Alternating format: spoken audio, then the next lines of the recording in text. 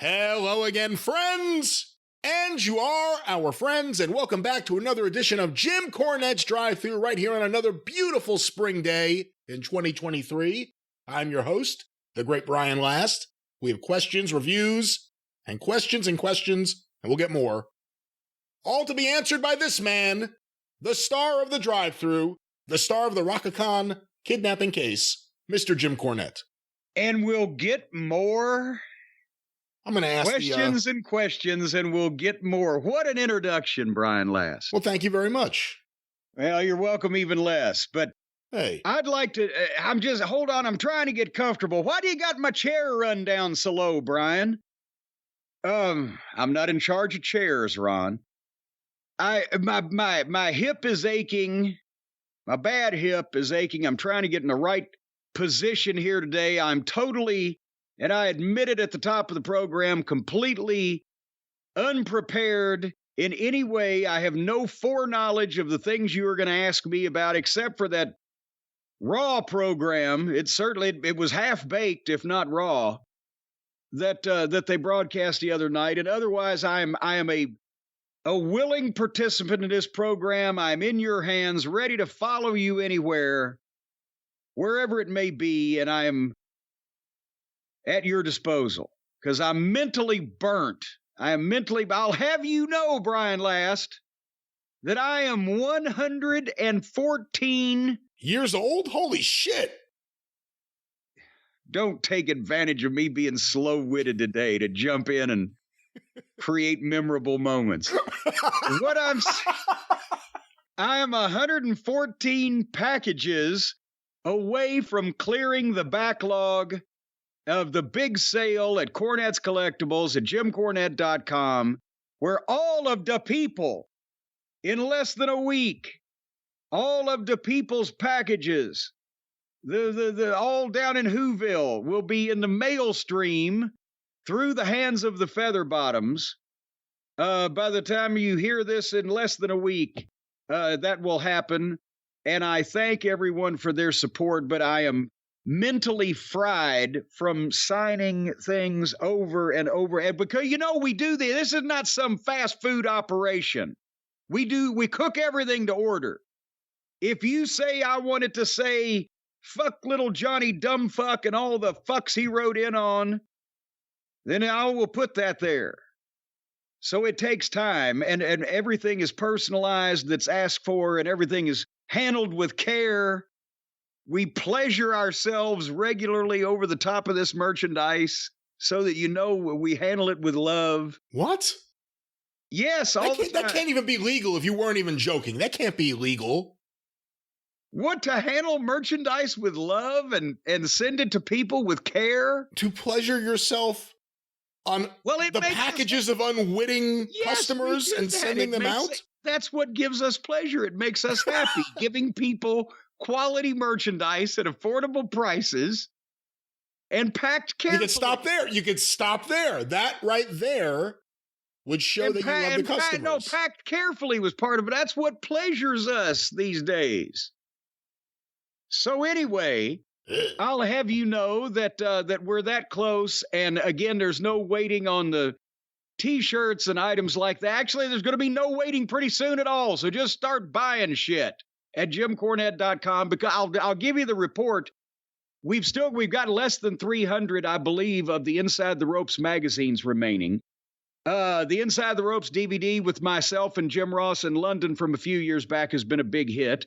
People can't believe the amazing prices. I can't even advertise them. Go check them out for yourselves. But as you will remember, we donated $6,900 to the American Cancer Society for our sales in April last month of the breast cancer pink action figure. Things have slowed down in the first couple of weeks of May, but I can't even keep track of the numbers, but we have still 200 some left. So I can't do this all by myself, people. But if you want a breast cancer pink action figure with $10 going to fight cancer and personally inscribed fuck little Johnny Dumbfucks and all the fucks he wrote in on, or whatever the case, go to JimCornette.com right now. And the Featherbottoms you'll be pleasuring me and the feather bottoms, we'll just be tickled pink. All over your packages. All over yourself. Keep it to yourself. Well, no, we want to spread the joy. Why should we keep happiness and pleasure to ourselves? We want to be popping off with that pleasure all over the place. Pop off with each other. You don't have to spread that with anyone else. Don't have a canary over there about this, or a conniption fit. A conniption fit is more likely, but... As Mama Cornette used to say, it can't just be a conniption. It has to be a conniption fit. That's the descriptor in there. As to denote the type of conniption. Right? You know, you can have some calm conniptions. Then if you have a conniption fit. Give me an example. Well, a calm conniption would be, for example, if you get bad news and you just simply start your car and calmly drive over the person who gave it to you. But a conniption fit would be if you took a blunt instrument and bashed them into grape jelly. All right. Well, this is your show. No, it's not. And here's the thing. I believe I've made that clear at the top of the program. And here's one thing I wanted to mention before we go any further, and you can direct us as you see fit. But the OVW television show format that we were talking about on my program a few days ago, the Damaja and Doug Basham Loser Leave OVW match, and we were talking about it in the context of the format and timing out to have a long match, et cetera, et cetera. But somebody, after they heard that, somebody tweeted, "See, I just saw that on YouTube. That was great." I said, "That's on fucking YouTube." So I look, it is on YouTube. And I tweeted about it yesterday, but if anybody wants to see that before somebody takes it down, if you look on YouTube, Damaja versus Machine or Doug Basham, OVW, August 2nd, 2003, the whole show is not on there that we described, but the match from the entrances of the ringside seconds and et cetera through the finish of the show is all on there. And I hadn't seen that in so long. It's like we let almost 600 people into a small room with a metal roof.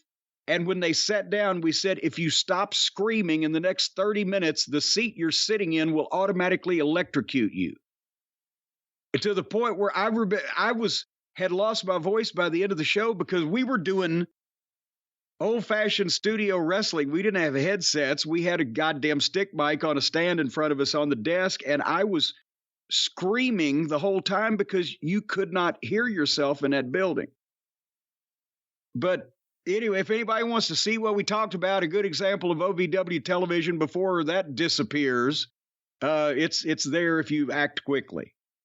You've seen that at some point, haven't you, that show? I did. You were the first person, obviously, I got it from. You sent me it. You were really proud of it when you did it, naturally, as you should be, and you sent it to me. And then that was years and years ago. And then I saw it at some point before, I guess, this version on YouTube. I saw it on YouTube, I think. Well, before the YouTube, you saw it on YouTube. It's been tubed a couple of times. They were the guys were hosed on the payoffs, but they were tubed on the match. Why were you screwing them on the payoffs? No, I'm kidding. I'm just joking. Joshing. As Mama Cornette used to say, maybe you're not joshing. As Mama Cornette used to say, mind your own beeswax. But anyway, all right, this is your program. What are we doing here? Well, there's a lot going on. We have to talk about Raw, another memorably forgettable Monday Night Raw that took place this past Monday. But why don't we start with the big news that's actually transpiring as we are recording, Jim? AEW, let me pull this up right here. As part of the Warner Brother Discovery upfronts, here's the press release. TNT launches a second night of wrestling with AEW Collision, featuring headliners Thunder Rosa, Miro, Samoa Joe, Powerhouse Hobbs, and Andrade El Idolo on Saturday, June 17th. So let me stop there. That's not even the press release. That's just the headline. What are your thoughts? That's the headline, and that may be part of the headline. And no disrespect to any of the people mentioned, because we've said good things about pretty much all of them at some point or another. But Jesus H. Christ, who picks the names to be released in a headline? They're not names that have been used prominently on the programming that they already have. Miro's been in witness protection because he didn't like creative, is the best reason we've heard. Thunder Rosa has been injured for quite some time. So again, yes, she was at a high level in the women's division, but she's been off TV for 6 months or more. Hobbs, my God, yes, but he's over the past month been a flunky in a bad reality TV news show parody segment. Samoa Joe, I'm a huge fan of, and he's probably been booked the best of the bunch of the people that were just mentioned, and he hasn't exactly been setting the world on fire on their television. I don't understand how that becomes the lead here. With these names, with a Thunder Rosa, Miro, Andrade, the rumor of CM Punk being involved. Andrade, wait a minute, how? No, who was it? Was he the one that Tony said don't punch Sammy, and then he went right to Sammy and punched him. Yeah, as soon as he got to the building, he punched Sammy in the face. So you get rewarded for punching a fucking guy by getting sent home, paid for well over 6 months, I believe it is, and then being announced as one of the stars of the new program. But with these names and the rumor of CM Punk being involved and maybe some of the other names, do you think it's a missed opportunity to call it AEW Collision or Saturday Collision as opposed to Saturday Malcontent? No, I think they need to be building up the collision when all the people that can't get along, they do a pay-per-view where they say, okay, now all of the people that really hate each other in our wrestling promotion are going to be on pay-per-view. They'll draw $100 million. They've created their own island jail that they can send wrestlers to.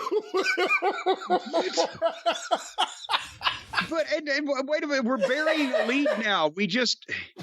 Please don't laugh anymore because you get me tickled because I'm slappy anyway. We've buried a lead and we just glossed right over it. It's allegedly CM Punk involved. Wouldn't this have been the time to turn allegedly into certainly? With a press release from the network during the big upfront presentations to get people interested in new programs? Shouldn't they have had their feces accumulated well enough to have announced that the biggest star in the company will be the big star on the new program, if indeed that is what is going to take place in that environment? Well, it could be one of two things. It could be one, AEW really does want to make it like the debut of Punk in AEW, not announce it, but everyone knows it'll be there on the debut of Collision. Or two, that there's some sort of issue still that isn't finalized with Punk and Tony Khan and AEW. Yeah, and I'm inclined to think more of the latter than the former because, okay, assuming still that if they've booked the United Center, right? June 17th for this debut of this now that is confirmed this live broadcast is going to take place on this network. And they have is this official or was this just rumor, scuttlebutt, and birds chirping? They've named it the Second Coming. Did I see that? That is what I heard as well. I don't know how official it is or isn't. I got to double check that. Okay, United Center, debut new show, Second Coming. What if it's like, when they get to the foot of the mountain, like they always do when the forecast of the Messiah returning takes place, and he just ain't there? What the fuck are they going to do then? Are they going to remember my old? But he's in the parking lot handing out ice cream bars. No. If he ain't there. Remember, I've said if you take these 5 guys off the roster and save X dollars, will the fans set the seats on fire? I think the fans will set the seats on fire. And and besides that, it's not whether or not they can do that again. They can replicate that moment. They can get a pop again. They are now involved in a press release. They're in a favorable relationship with their network. But if anybody at the network actually was a regular viewer of the show or paid attention to the wrestling business and knew that those names were not exactly things that would send chills and shivers up strong men's spines, that high person up at the network might say, isn't CM Punk supposed to be involved in this? Why do we have this announcement? It was our upfronts. What is kayfabe? Don't we want to tell people who the stars of our shows are? They would not understand. How is this not done? Fuck. And for the record, before we go with the press release here, the poster released with it, again, Saturday, June 17th, 8 p.m. Eastern Time, the premiere. In the poster are the wrestlers we previously named, with several others. Some people are getting upset about one of the names in there, as I'm sure you will see and hear in a second, or feel in a second. But maybe it's just that they're putting all their champions in it. I don't know. But also in the poster. Well, and now they will be on TNT. TNT. On Saturday nights. Saturday nights. As opposed to Wednesday nights where they got the Dynamite. Who is on the poster now featured for the new Saturday night program? Samoa Joe, Thunder Rosa, Powerhouse Hobbs, previously mentioned also, Miro, Andrade El Idolo, FTR, the House of Black, MJF, and Orange Cassidy. And Orange Cassidy and MJF are the two biggest in the artwork. Their heads are bigger than the entire torsos of everyone else. My God, Nick Goulas has come back from the grave and he's put George on the poster next to fucking Ric Flair. Tony, here's one of Tony's biggest faults. Tony is insistent on finding a way, because he believes there is a way, to get Orange Cassidy over with the people that don't like him. Not to feature him for the people that like him. If he's on this show, this is all about Tony wanting to get people that don't like Orange Cassidy, forcing them. You will have to see this guy until you accept him. That's what it is. And how is that show then going to look any different from the shit they do on Wednesday nights with that asshole all over it? Different color ring ropes. So let's talk the other FTR. They couldn't make the fucking press release over Thunder Rosa or Andrade? But again, that's why with FTR, MJF, and Orange Cassidy there, you wonder if it's just, and the House of Black technically too, you wonder if it's just they're putting the champions on there, minus the women's champions. And that's why they're there, because they would be on both shows technically as champions. Well, good God, well then there's other champions. And by the way, the logo for this show is, I shouldn't say identical, but it would be impossible to see this logo and not think of WCW Nitro. I don't know if you've seen this logo yet. I have not, and honestly, I'd probably have to look at an old fucking magazine to remember the Nitro logo, because I didn't give a shit about that then either. But, and I just, again, if they're doing this with a strategy for a new television program that will feature a different presentation as on Wednesday night, a different style of matches, maybe a different announcer setup, or something with a different look and a different feel and a different vibe with different talent than on Wednesday night. If they have a plan for that and a separate sets and whatever the case, it seems that almost everybody that has been announced is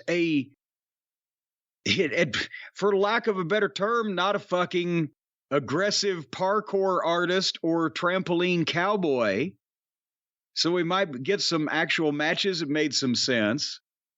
Obviously, MJF has to, because he is the world champion, and also because last time I checked, nobody is looking to punch him in the locker room, and nor is he looking to punch anybody else. So I believe he can travel about amongst the warring tribes and emerge unscathed, and he's the champion and also one of the best performers, so they got to have him on both shows. That's an interesting thing, though, you just said. Do you think MJF should start a fight in the back just to keep up with the Joneses? Well, no, I was going to say to not have to work an extra night of the week, if you mean. Is it what you, because now a bunch of people are like, oh, fuck, now, we'll stay over here. We don't have to travel on the weekend, whatever. But anyway. Tony, can I work Saturday? No, I'm sorry, you're booked for Wednesday. Fuck, where's Sammy so I can punch him? There'll be a line in front of Sammy Guevara like the fucking on the plane on Airplane.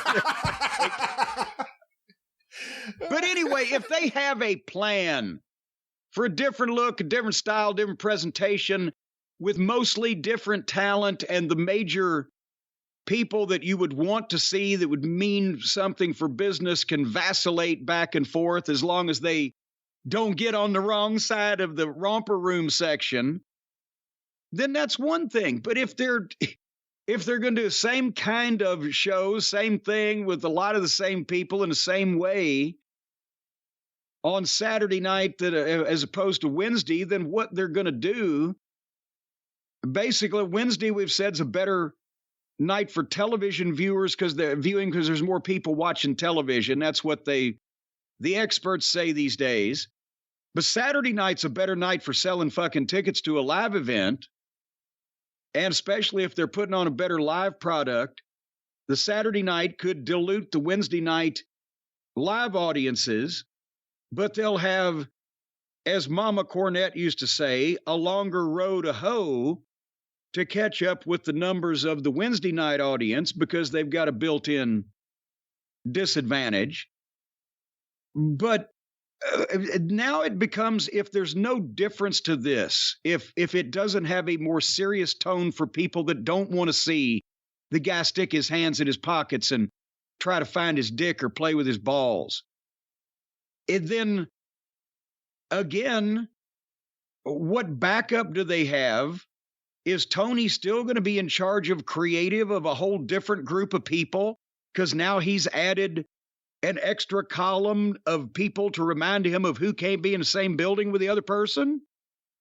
But he's still going to write this whole thing, in which case the whole experiment may be fruitless anyway because he can't do anything different.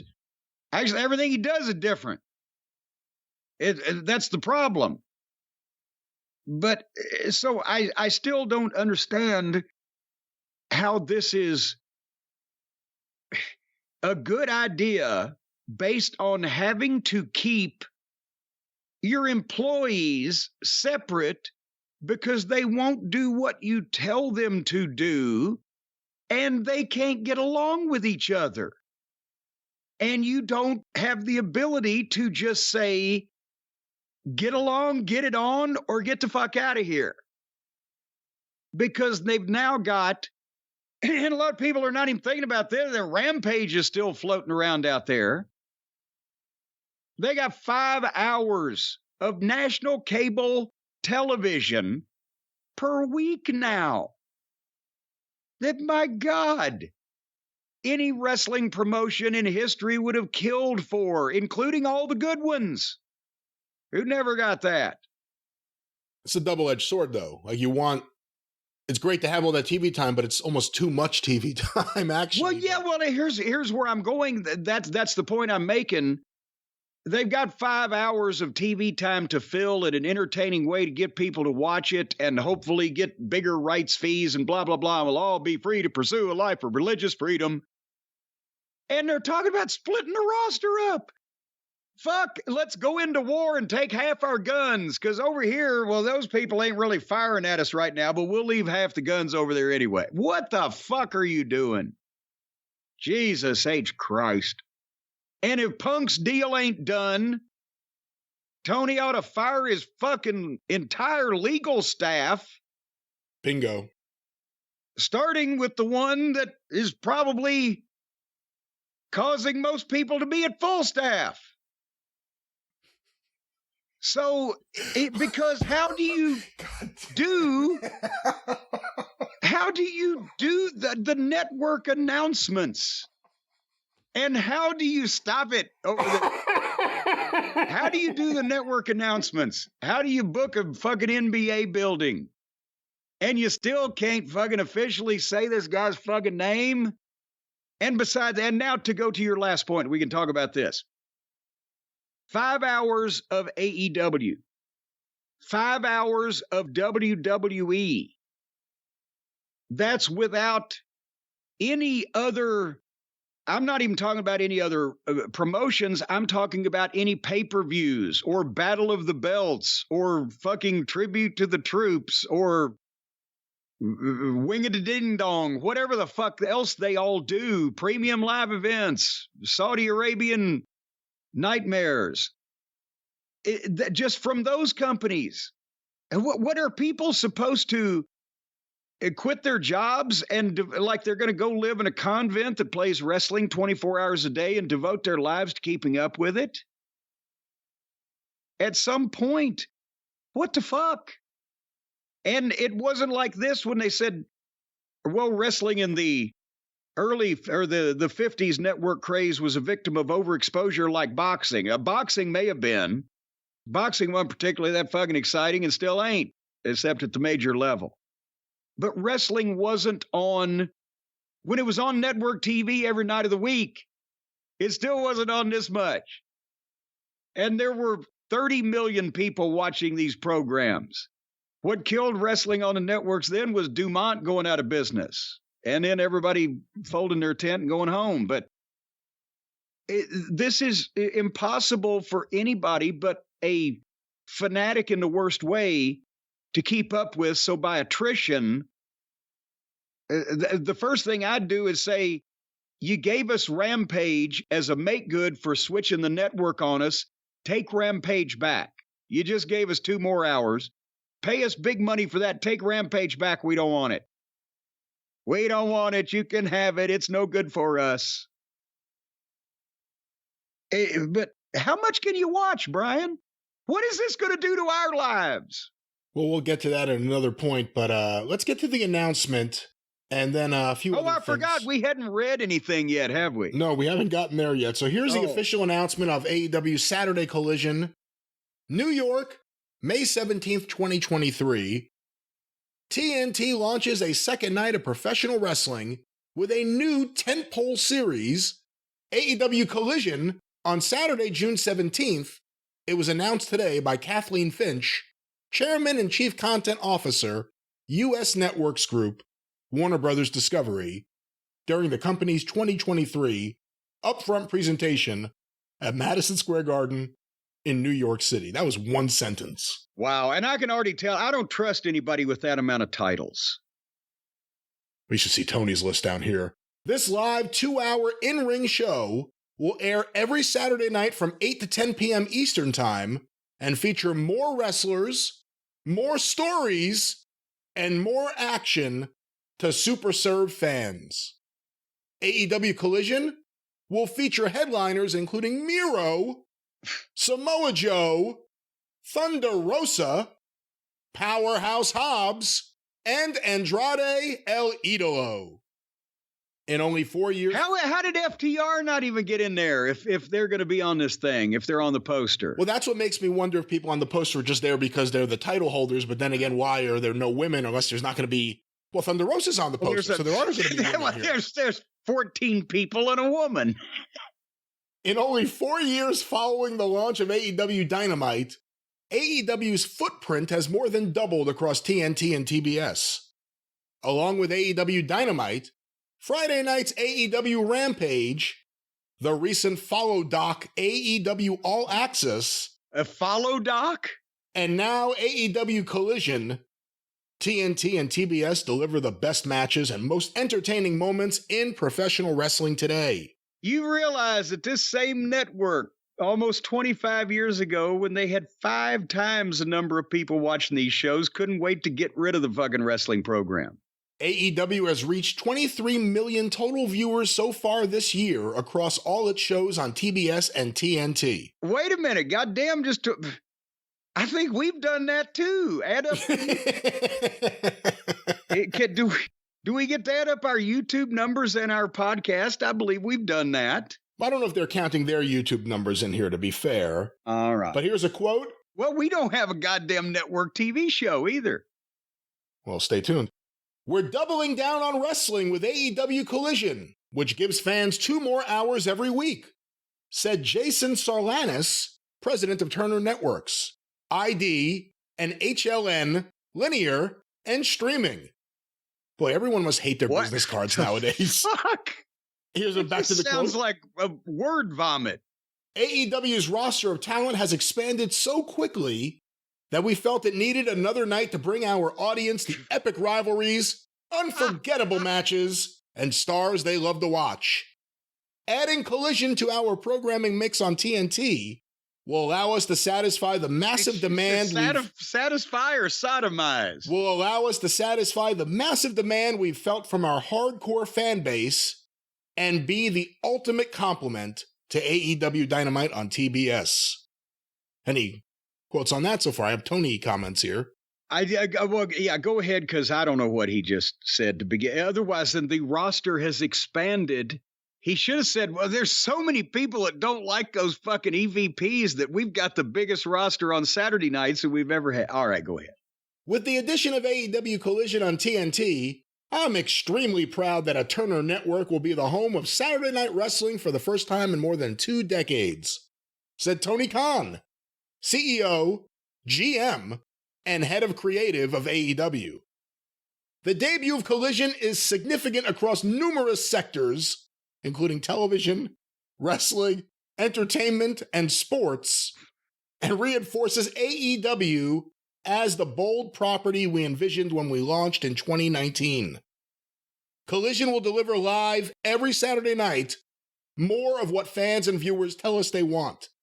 Athleticism, big personalities, exciting storylines, and hard-hitting wrestling action. They've been saying they want that on Wednesdays for 4 years now. All of which have become synonymous with AEW. And that's really it here. Then it's just a little bit about AEW and a little bit about TNT. But AEW Collision coming to TNT, not TBS, but TNT on June 17th. Again, we shall see if they're really serious about having a different roster and a different presentation and a different program, or if it's just an exercise in, massaging his EVP's private parts by sending the people that they're scared of to another television program. And then again, what about pay-per-view? Is it going to be like the old Georgia TV tapings during the promotional war when they had the NWA Georgia office guys come in and tape their show, and then they left, and then the All South guys came in and taped their show at the same place, but they wouldn't be together? What? I don't understand how that's even a thing. If you're trying to compete with a company that now is, I'm going to say this and I'm going to quit because it's a lost cause anyway, because he's not fucking listening, because he got his head up his ass. But if you're trying to even compete not to beat, but compete to stay alive against a company that now, with the WWE and the UFC and every goddamn Hollywood jangalang all working together in a $20 billion conglomerate, put all your fucking stars on the shows and push them all. And if they can't get along, get rid of the ones that can't. That's my statement. Jim, an interesting thing about all this, and I was just looking into it online. I have something here that Mike Johnson just wrote. But what I was looking for is there's no announcement about money, and there's nothing about renewal. There's nothing about the rights fee. There's nothing about the future of the programming. It's just that there's a new show. Here's something Mike Johnson, a PW Insider, just wrote that I'm seeing because Meltzer Said What tweeted it. Perhaps even more interesting is that there was no media rights renewal announcement today. PWInsider.com is told by a source from Warner Brothers Discovery that there was never, ever a plan for either side to announce a new deal between AEW and Warner Brothers Discovery. There had been rampant speculation online about a new deal between the two sides being worth as high as $1.5 billion. What? That was the rumor started on the Observer website on the message board by one of their guys. But beyond that speculation, there had never been any inkling from either AEW or Warner Brothers Discovery that a new rights agreement had been locked in, much less was going to be officially announced today. We are told there is no announcement expected today on that front. But let's back up again. I'm just a small town bird lawyer, and I've been closed up just watching the local news about poor Denny Crumb's funeral. Somebody said they were going to give them a $1.5 billion for anything. Apparently, there was a rumor started on the Wrestling Observer message board by one of their contributors. And this is the same guy, I believe, that said that he heard that CM Punk screwed over Adam Page a while ago. So obviously he has great sources. And he said that, or he alluded to, he wouldn't be surprised if it was something like this and people ran with it. And anyone who thought it was going to be anything like that is out of their mind. He wouldn't be surprised. I bet he's the kind of guy who wouldn't be surprised if he woke up and there was a fucking dead horse's head in his fucking bed next to him. But do you think there's any way that the Saturday show could even do Wednesday's numbers just because of the day of the week? Well, again, that will be a challenge. If it's a better program and with stars that people want to see, then it will probably do even with eventually after it's established with, something on Wednesday night, because the handicap, although it could get hot, but we don't know anything about it, including whether or not apparently officially CM Punk's going to be a part of it. But again, there's nothing, and this is not even knocking AEW, but there's nothing going on here that anybody would ever pay them $1 billion for. I mean, especially now when the streaming services are starting to figure out that, we've kind of massively fucked up and paid a lot of people too much money. Like the early days, thankfully, I was able to be a part of the early days when they were acquiring libraries for the eventual launch of a network. They knew they wanted to buy all the libraries, the WWE. But then when they realized that they had paid a lot of money for a lot of stuff and a lot of it they weren't going to be doing anything with, they started lowballing people on footage and figures and et cetera. Same thing happened with streaming services. So no, it's not possible that there's anything right now that Warner Brothers Discovery would pay AEW $1 billion for. Could they, if they programmed their entire weekend, Friday evening through Monday morning, would they pay them $1 billion a year? No. Well, there you go. See, you heard it from Brian last, folks. I mean, part of the thing with AEW is that it's, all things considered, it's really good, affordable programming. And it does get a good number in the key advertising demo, and you're not paying a lot for it. We hear like, they're getting all these millions and millions of dollars a year. In the general scheme of things, it's really inexpensive programming. So if you have people at the network who are willing to embrace it, that's all you need. Because wrestling will get numbers. The question will be what Saturday could bring as opposed to a Wednesday. Saturday from 8 to 10 is a lot different than Wednesday from 8 to 10. From what I know about television production cost, and I admit I'm not auditing the AEW books, but from just eyeballing, from what I know about the wrestling business and television production cost and et cetera, and the things that go along with it, every time they do, with this new show, every time they do a week's worth of television in AEW now, they will be spending as much money as we used to run Smoky Mountain Wrestling lock, stock, and barrel for 4 years. And again, you can only expect so much from these rights fees going forward, especially if you can't show these people some kind of audience growth over a period of time. And they've got the people they've got, and that's all the people they've ever gone after. There's not enough about the AEW program that appeals to anybody who actually wants to see a fucking wrestling show with people that might be able to beat them up. I'm talking about the viewers. Why do you want to watch people fight that you're like, my God, he's 12? That's the problem. They've never tried. Maybe this new show has Miro and Hobbs. Except when Miro threatened to come all over me. Otherwise I've thought he was quite a massive monster until he got all romantic with me and everything. That wasn't even your problem. It was more the pajamas and the Minnie Mouse or Mickey Mouse stuff. The pajamas and the pink Minnie Mouse shirt. Yeah. No, it was Mickey though. I think it wasn't Minnie. Even though the shirt was pink, it was Mickey. I don't know. I'm pretty sure it's Minnie. No, I think it was Mickey. Well, you say Mickey, I say Minnie. Somebody will give us tweet us a freeze frame. But nevertheless, anyway. It's your program. It's my program. You know what? Before we get to Raw, because I really don't want to talk about Raw, let's go to something else you kind of referenced before. Here's an article from CNBC by Alex Sherman. The combined WWE and UFC will be called the TKO Group. World Wrestling Entertainment and Endeavor's UFC announced last month they would merge later this year. Now we can know the name of the combined company. The new operation will be called TKO Group Holdings, a spokesperson for Endeavor confirmed Tuesday. As previously announced, it will trade on the New York Stock Exchange under the ticker TKO. The name is a reference to the professional fighting term, technical knockout.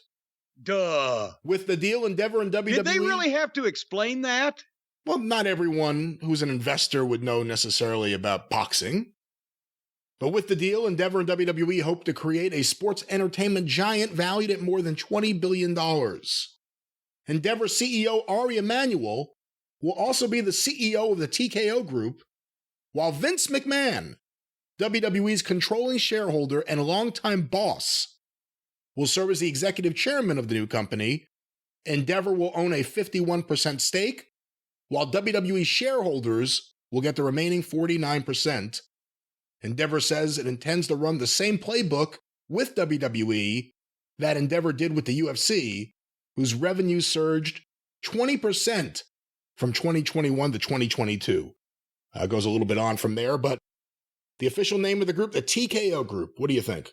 Well, TKO Group Holdings. It starts out good. TKO. That'll get you fired up, and then Group Holdings.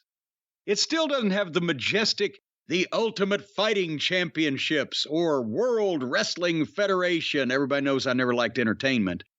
TKO Group Holdings. It fits in with Vince's way of doing business. He never really won by a knockout. It was always a technical knockout. He slipped by on a referee's decision. Yeah. Oh, the cable companies are helping me out. Sorry. I can't really compete head to head with you. This is what I'm going to do. Well, now here again, though, since he is of the new group, he has what's the title? Executive Chairman? Executive Chairman. Underneath, who's the... Ari Emanuel is the CEO of the TKO Group and the CEO of Endeavor as well. So he's the chief executive officer and then the executive chairman and then it's sort of like the water buffaloes. They have a descending order of the Grand Poobah, whatever. But since he's higher up in the whole company, does he get to kibitz on the UFC too? I would love to see Vince McMahon sit down with Dana White and say, Dana, I'm telling you, if you do this finish, you can bring the fucking main event back and goddamn have fucking couture referee, shit like that. But, anyway, the new group or the new name, at least I think they're probably going to do the same thing they've done with the UFC from all indications, which is leave the UFC running to the people that have been running the UFC. But then now that leaves the WWE and us as viewers in the hands of Vince to whatever extent he wants to get in the weeds, as he says. Jim, another thing that came up this week on a program that you and I don't watch, that WWE Hidden Treasures, is that what it is? Or Lost Treasures? It's one of the two.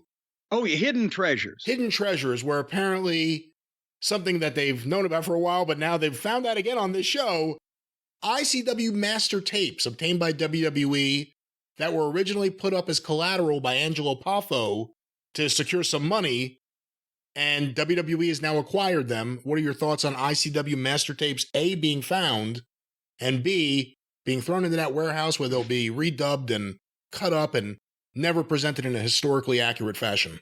Oh, God. I taped that program because, we talked about it that we haven't really been watching it because we don't want to see where the Corvette that they filled with concrete is or stuff like that. You and I are interested in legitimate wrestling history, and they did some of that in the first season, but now this is, and of course it's the tie-in to Randy Savage because he was involved is the reason why they got the library or featured it on this, episode of Most Wanted Treasures. And I haven't had a chance to watch the show yet.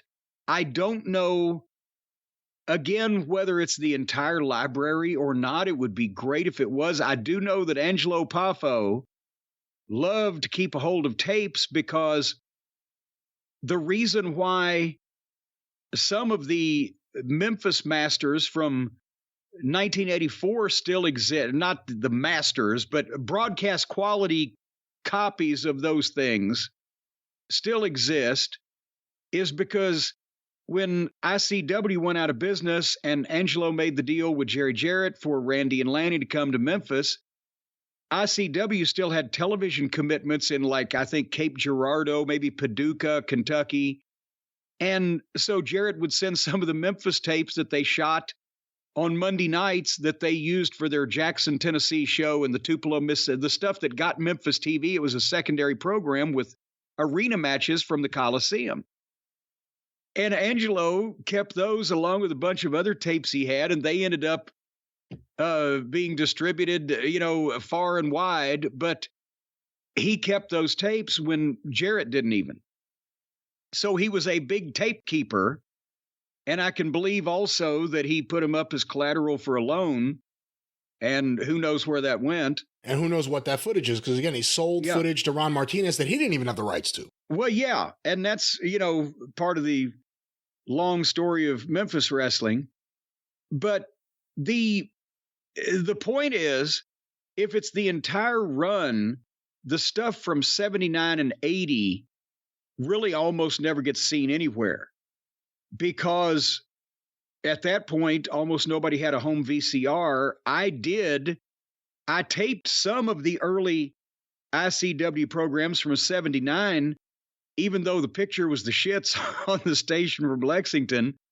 I did the best I could, but I gave them to Christine Jarrett, when their lawyer wanted to hear what they were saying about Jarrett Promotions and all the guys on their program to see if there's any way they could get them kicked off television. So I gave those tapes to Teeny. I never got them back, but I have some of the stuff when they got the show on in Louisville. I could tape it in good quality, but they ended up on a station. They were on WDRB 41 when Jarrett was on Channel 3. And 41, they had him on from 11:30 to 12:30, trying to get the jump on the 12 to 1 Jarrett time slot. So I could only tape the first 30 minutes because you couldn't watch and tape different programs back then. So anyway, a lot of that stuff has not been seen widely or even narrowly in a long, long fucking time. I wish somebody had it that we were going to see more of it, but at least it still exists, but like you said, we'll probably never see it. It'll be ruined because here's the difference between Tony Khan and WWE. This is why I'd rather someone like Tony Khan get this footage in WWE. Tony Khan, whether it's reasonable or not, would pay after the fact to get the rights to use the music. Because how do you do a show like that with Randy Savage and the various music he had, and not the only guy, and not have the original music? Chase. The Midnight Express theme song. Yeah. That was the ICW theme song. So I think... And actually, in a lot of cases, after the first couple of years, the opening highlights video was the best part of the program. It was actually it was like greatest, 2 minutes. It was the greatest opening to any wrestling show, just of chaos, just nonstop chaos happening. But if you're not going to have the music, and you're just going to cut things up so you have... They wanted Randy Savage, though, because Ben Brown from WWE talked to me like in 2014 about this shit. So they've been searching for this Randy Savage stuff for a long time. That's the problem. WWE, we could look at all the collections they have that they put out there, that they selectively edit, or that they decide they don't want to pay any rights for, so they just dub in really bad music, which changes everything. When you have Hulk Hogan coming to the ring for the War to Settle the Score to Real American, which hadn't even been released yet. Yeah. It changes everything because Eye of the Tiger is part of the story with Hulk Hogan's rise. And can you imagine these old Randy Savage interviews where they just turn the camera on and let him walk in and pull the confetti out of his pocket and throw it in the air and do a 3-minute fucking promo off the top of his head while Fame or Hot Stuff is playing in the background? It would change the whole goddamn... Then he'd be a guy having an acid trip in a fucking closet without the music. It's odd. And you could do it now. It's probably more... I would venture to say that it's easier now than it would have been at any point previously to license a lot of that music because it's been so long ago. Yeah. So, I mean, that's the thing. They're not going to re-release it episodically. They will selectively cut it up and utilize it however they deem to be the way to be utilized. And it really doesn't seem like catalog preservation is a priority in any way since, I mean, even the WWE Network, people were like, come on, put this up. And they finally would release some stuff. Since they since they went to Peacock domestically, has there really been any kind of priority placed on any of that stuff? So, that's why whenever anything that's historically valuable, especially when it comes to content, becomes available, the worst thing that could happen is WWE and Ben Brown getting their hands on it. It'll exist forever, but nobody will ever get to see it. And we'll never get to see it in the proper form. Jim, you hear about things like this. You talk about Randy Savage coming out there for his promos, throwing the confetti in the air, sounding hoarse, always wearing sunglasses. Not always, but sometimes wearing sunglasses. He always started out with the sunglasses, but every once in a while he'd pop them right off to make a point. But that way you could see his eyes, which looked like not mirrors to the soul, but mirrors to the sewer. But I'll tell you what, if you'd like to cover up your sewer holes or your eyeballs, then all you got to do is go no further than the Shady Rays, because Shady Rays makes high-quality sunglasses that are just as good or better than those expensive hoity-toity brand name items that you will be charged out the yin-yang and reamed out the pooper for. Because Shady Rays are durable, they're built to last, tackle all of the outdoor adventures you might have, not if you're going to climb Mount Everest, but at the same point, while they're timeless, they're stylish, they're beautiful to look at and endearing to know, they're strong. And if you do break them, they have the industry-leading lost and broken replacements program. Now, here's the deal, Brian. It's simple as this. If you break or lose your pair, the second you take them out of the box, they're going to send you a replacement pair, no questions asked. Now, I know that somebody out there is going to try to impinge upon their good nature. There's no reason to do that. They might get on a list. They might put you on a list. And if you break enough of these things and then call immediately as, well, I just dropped the box again coming in from the front porch, they may put you on a list and somebody may see if you're broken sooner or later. But they don't keep names on a list. They do not do that.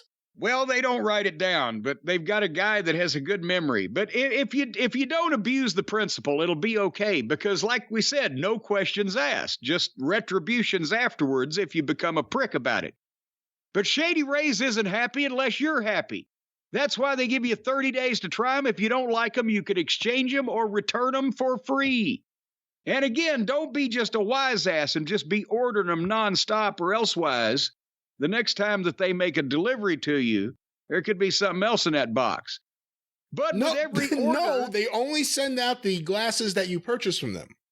Well, but they're going to send you an extra pair. I'm going to get to that in a minute. So there will be something in the box. An extra pair. I said they send out the glasses. Well, and something else to go along with them. With every order, the Shady Rays Impact Program works with nonprofits worldwide.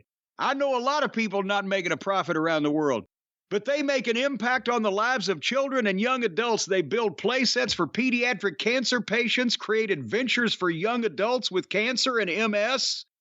And so Shady Rays is giving back to the community, besides the fact that they're also giving you an affordable, quality, and stylish pair of sunglasses with the industry-leading lost and broken replacement program. And it's industry-leading, but not misleading. If you break them or lose them, they'll send you another pair.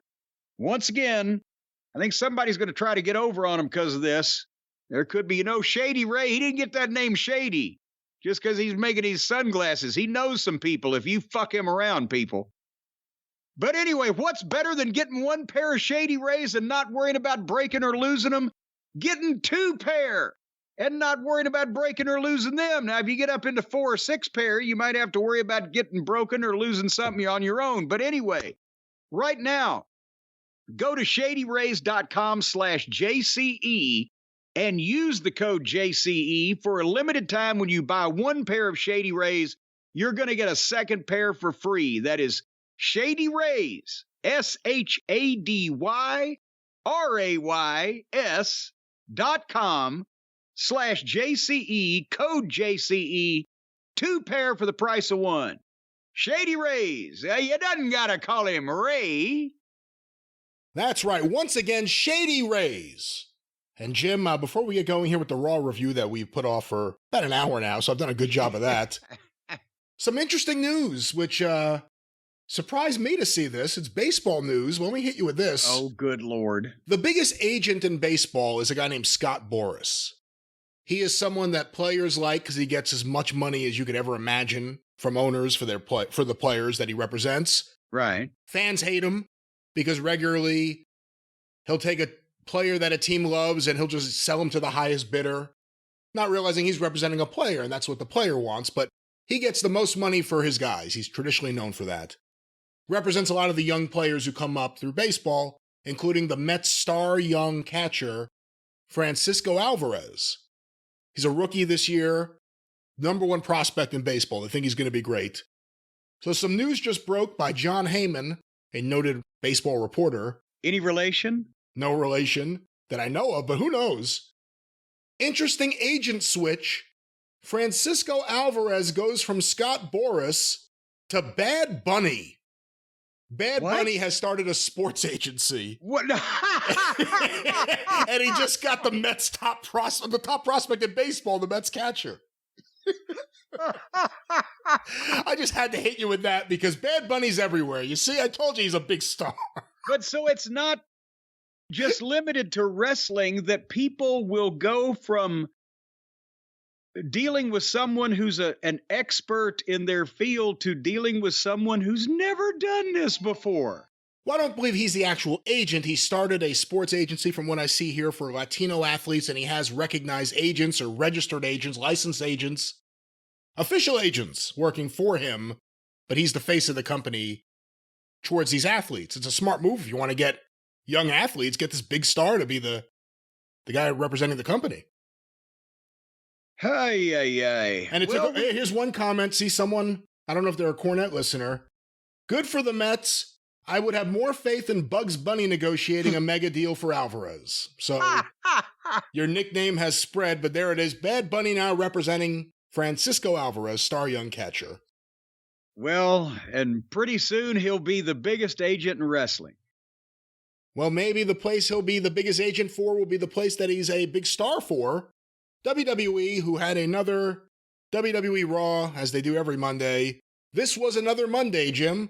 Yes, it was. And it was another Raw. It was in Greensboro, North Carolina, the Greensboro Coliseum. And, boy, I just have to think what would have happened if the people who were used to going to the wrestling shows in Greensboro in 1986 went to a Crockett show one night, and then the next night they went to another show and saw this. And they would think, what the fuck? We thought this was supposed to be a wrestling program. Where's all the wrestling? There's no wrestling. Look around you, Jerry. There is no wrestling. Should they set up a section, like a little bleacher section? Should they let the fans sit in the back to see where the action is? Well, that's only at AEW, because elsewhere in WWE, all they do is eat catering, apparently. But anyway, they were in Greensboro. It was Monday Night Raw. And again, we're not going to go into granular detail on this, but to hit the high points, Owens and Zayn were in the ring, and they've recapped the issue with Roman and the Usos and how the match came about, where it'll pit Owens and Zayn against Solo and Roman. And then Owens and Zayn have got a kind of try to sell this. And the people popped more, if you notice, when Sammy said, hey, Kevin should have beat Roman Reigns for the title at so-and-so. Yeah. And I should have won in Montreal. Yeah. But Sammy did a promo, and he tried hard to sell the match and the story, and that it's not a letdown. We get one more chance at revenge on Roman Reigns. I don't see the fans' heads on fire over this program anymore. I think they crested the hill and are coming down the other side. And he worked himself into a slobber about this. So finally the fans popped. You know, when he said, you can't have the tag team championship, they popped, but I don't know. Anyway, I'll ask you your comment on that, but also let me then continue on to say the Judgment Day immediately came out. And then Owens immediately wanted to fight, but Sammy says, hold on, maybe they're not here to fight. Let's hear them out. And again, I think, Sammy, I'm starting to like you a week ago or 2 weeks ago. You said, I'm starting to get a little tired of good-natured peacemaker Sammy. And then basically they have a back and forth and then get in a fight. They boo Dominic out of the building as they normally do when he tries to talk. But basically Priest sucker punches Sammy and Rhea sucker punches Kevin. And they got heat on Kevin with lousy looking kicks. It's like, it's just, they're doing what they're supposed to do until somebody breaks it up. And that's what Sammy did. He slid in with a chair and broke it up. This is just kind of, and that's for the main event tonight. We got to wait another 2 hours and 50 minutes for, but what do you think? Yeah, I think that the energy for the last few weeks for me, and again, you don't know watching these shows how much of it is any room noise versus the piped in noise even on the live shows. So you don't know what's really working and not, but they're trying to build up a match that I think everyone else has passed. With Roman Reigns, it's one of two things. You either want some kind of resolution of him and Cody, and that doesn't appear to be on the horizon. Maybe Seth Rollins too, based on some recent events. But the other thing is you just want to see what's going to happen with Roman and his family. That's it. So now you have a story that was previously focused around Sammy. You brought Owens into it, even though he had a previous thing with Reigns. It really kicked off with him in this round when him and Sammy started doing their thing. Right. But now we're coming at a Mania. They're the tag team champions. I've seen them, I think, defend against every tag team they could possibly defend against at this point. They're just doing the same kind of promos. Owens does his little comedy stuff. I mean, I think that's what he's trying to do. Where who's this guy? What's he? Just whatever he says. That is his sense of humor. Yes, but I just think it's really gotten. They're not doing anything. They're just standing in place right now. Everyone is standing in place, and with Owens and Zayn, they have no momentum. You could fix that, but as soon as I saw them come out, if it was 2 months ago and they came out, I would have been excited. I was kind of past it. Judgment Day, I love. Rhea Ripley is one of the biggest stars in wrestling. She's fantastic. Yeah. Dominic is great in his role. I'm starting to warm a little bit to Finn, to be honest. So I like the Judgment Day being involved here, but just Rhea is such a star. The fact that she gets to square off with the guys, it doesn't make the guys look bad. And it doesn't make her look like China. It works. I can't explain. Right. Well, it's not that she's going to manhandle everyone, and at the same time, people are... In the China days, you could actually haul off and punch a woman on wrestling television. But now you can't, so the people know, well, I can't hit her. But she's intimidating at the same time, but it's not like she wants to be the second coming of China as far as wrestling men on a constant basis and beating many of them. So let's hope they won't get that fucking thought. Yeah, but since the Edge feud ended, I've gotten more into the Judgment Day, and since WrestleMania, I've been waiting for them to do something with Owens and Zayn, and it hasn't happened. But at some point, I'm wondering, it would be more natural to turn Owens heel on Zayn, but are people going to start expecting, Owens ought to just fucking tell Sammy to shut the fuck up with let's hear him out, because every time that happens, they get fucking the shit kicked out of them. Anyway, moving on in the program. So next we got Shaky Nakamura and The Miz. And they went 2 minutes to the break. And then Shaky won with a very weak kick in about 4 more minutes. I'm trying to find reasons to like Shaky, and I ain't doing it. Well, if you were going to like him, I'm sure this was the wrong opponent for you to put him in there with. Can't really add too much to this. It was just a match on the show. Anyway, then they had a sit-down interview / video package on Seth Franklin Rollins and his history in the company, and Corey Graves did the interview portion with him, and they split it up into 2 pieces, but they started out with his history from NXT, being the first champion and blah, blah, blah. They went through the Shield and showed as little of Moxley as possible, although in the glimpses that I was able to see, I forgot he had hair at one point. I thought he was just born a balding plumber. He still looked like shit, but at least he had hair. And then they tried to explain why he turned on Roman and hit him with the chair, because he had to take risks. And I want to skip ahead in my notes, because that was to the second part. Yeah. Where the fuck was it?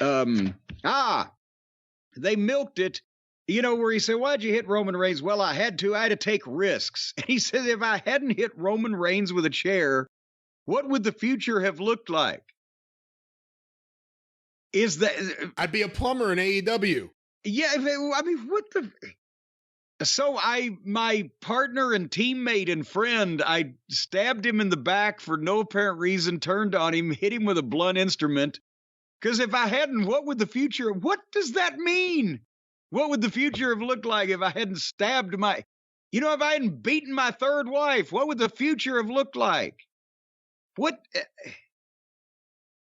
But anyway, and then Corey Graves, and they're asking the scripted questions, right? After all the titles you've won, why is this one the World Heavyweight Championship, whatever they're calling the new one? Why is it special? And he answered that question because this is currently the most authentic version of myself. And the fans love singing my song. And is this the most authentic version? I mean, you were around him before he was a WWE star, when he was a struggling wrestler. Is his character on air anything like the real guy? No, I didn't. He never sang or danced or cackled or dressed in, pastel colors or, with tulips coming out of his hat or whatever. I mean, if the way he expresses himself in the ring in his matches, maybe he's, but no, he wasn't fucking auditioning for the goddamn Joker part in Ring of Honor. But he also said the reason why this title is important is we need a change again because nobody wants to take risks. I see people taking risks in every fucking match. They're diving off everything. What kind of risks does he want to take? Well, he's right, though. Not a lot of wrestlers take the risk of being really talented in the ring and then just all of a sudden wearing feather boas and wacky outfits and dancing and laughing in a way that's unnatural, fake, and in a way that you've never behaved like in the past. That's a risk. It's a risk, though. It is a risk. Yeah, it's a chance. You're rolling the dice there on that one. What if they don't like my dance? I'm doing a Moxley. What if they don't like my dancing? What if they don't sing with me? It's a risk. But so the point is that none of this, it was nice to give Seth Rollins all that TV time, but none of this answered the question is why is now a third world title when one guy holds the other two, so we're making another one. Why is that necessary? We still haven't really got that point across. Speaking of not getting a point across, so now Gunther, and we are being led to believe by the leaking of internal talent depth charts, and boy, this His talent is about as deep as a goddamn dried up puddle. But Gunther's supposed to be the top heel on his program now, right? I saw the same reports, and that's what I saw, and I don't disagree with the idea. Okay, well, they just drafted him, right? Imperium showed up last week and got beat. Kaiser and Wilhelm, or whatever their names are. And then Gunther shows up, comes out, and gives a brief speech while standing on the announce desk and saying nobody there has earned his respect or earned a shot at his prestigious Intercontinental title. But this battle royal that you're about to see will determine a challenger. What the fuck? So this guy's just showed up, and before we ever even see him kick the shit out of anybody or do anything, he comes out and announces a battle royal involving mostly guys that they're doing fuck all and nothing with. And the winner will determine who challenges him at Night of Champions, which I'm being now told by the home office in Lincoln, Nebraska, is going to air at 1 o'clock in the afternoon on a Saturday here in a week or two. Great. So and then he just left, went to the back. So we got like a 20-man battle royal with no introductions. It just started, and the battle royal went 2 minutes to the break.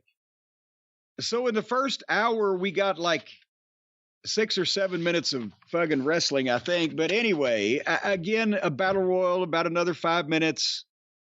The Stooges waylaid Riddle on the apron. I don't mean the Stooges, Briscoe and Patterson. I mean Gunther Stooges.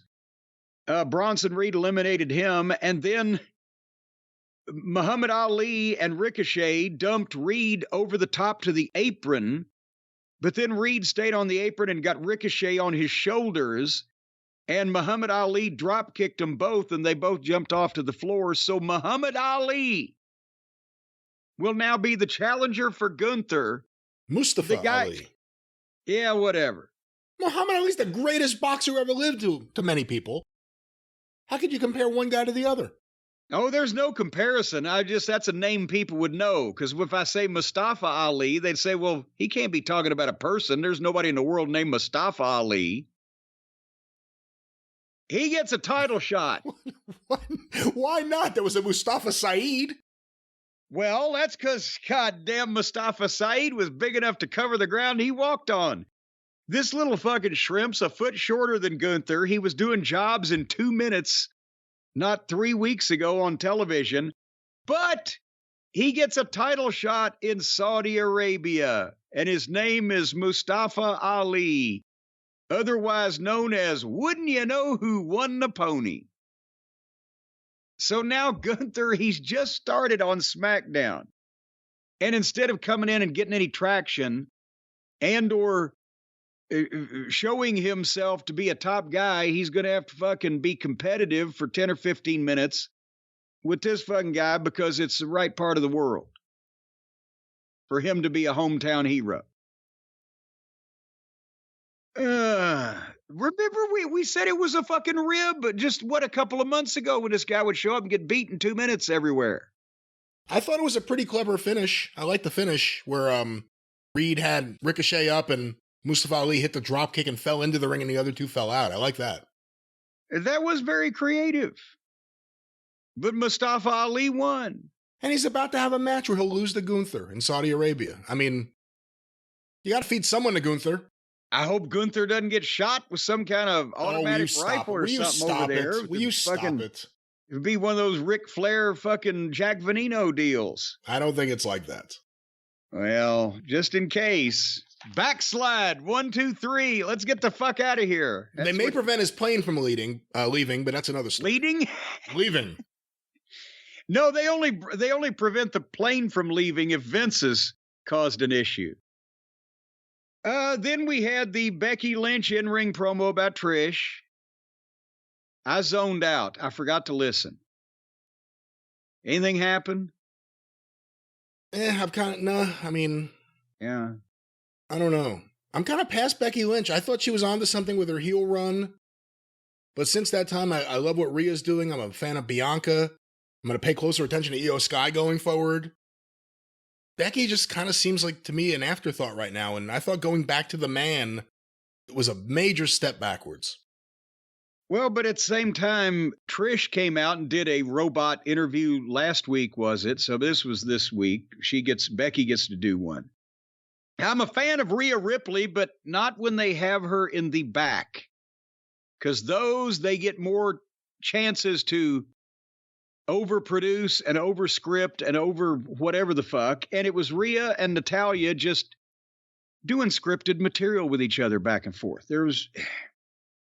And then Ali and Shush Boy and Fat Otis and Kaiser Wilhelm and Gunther did bad scripted material in the back. And did you see Ali not only completely unintimidated by Gunther, but laughing at him and walked off on him?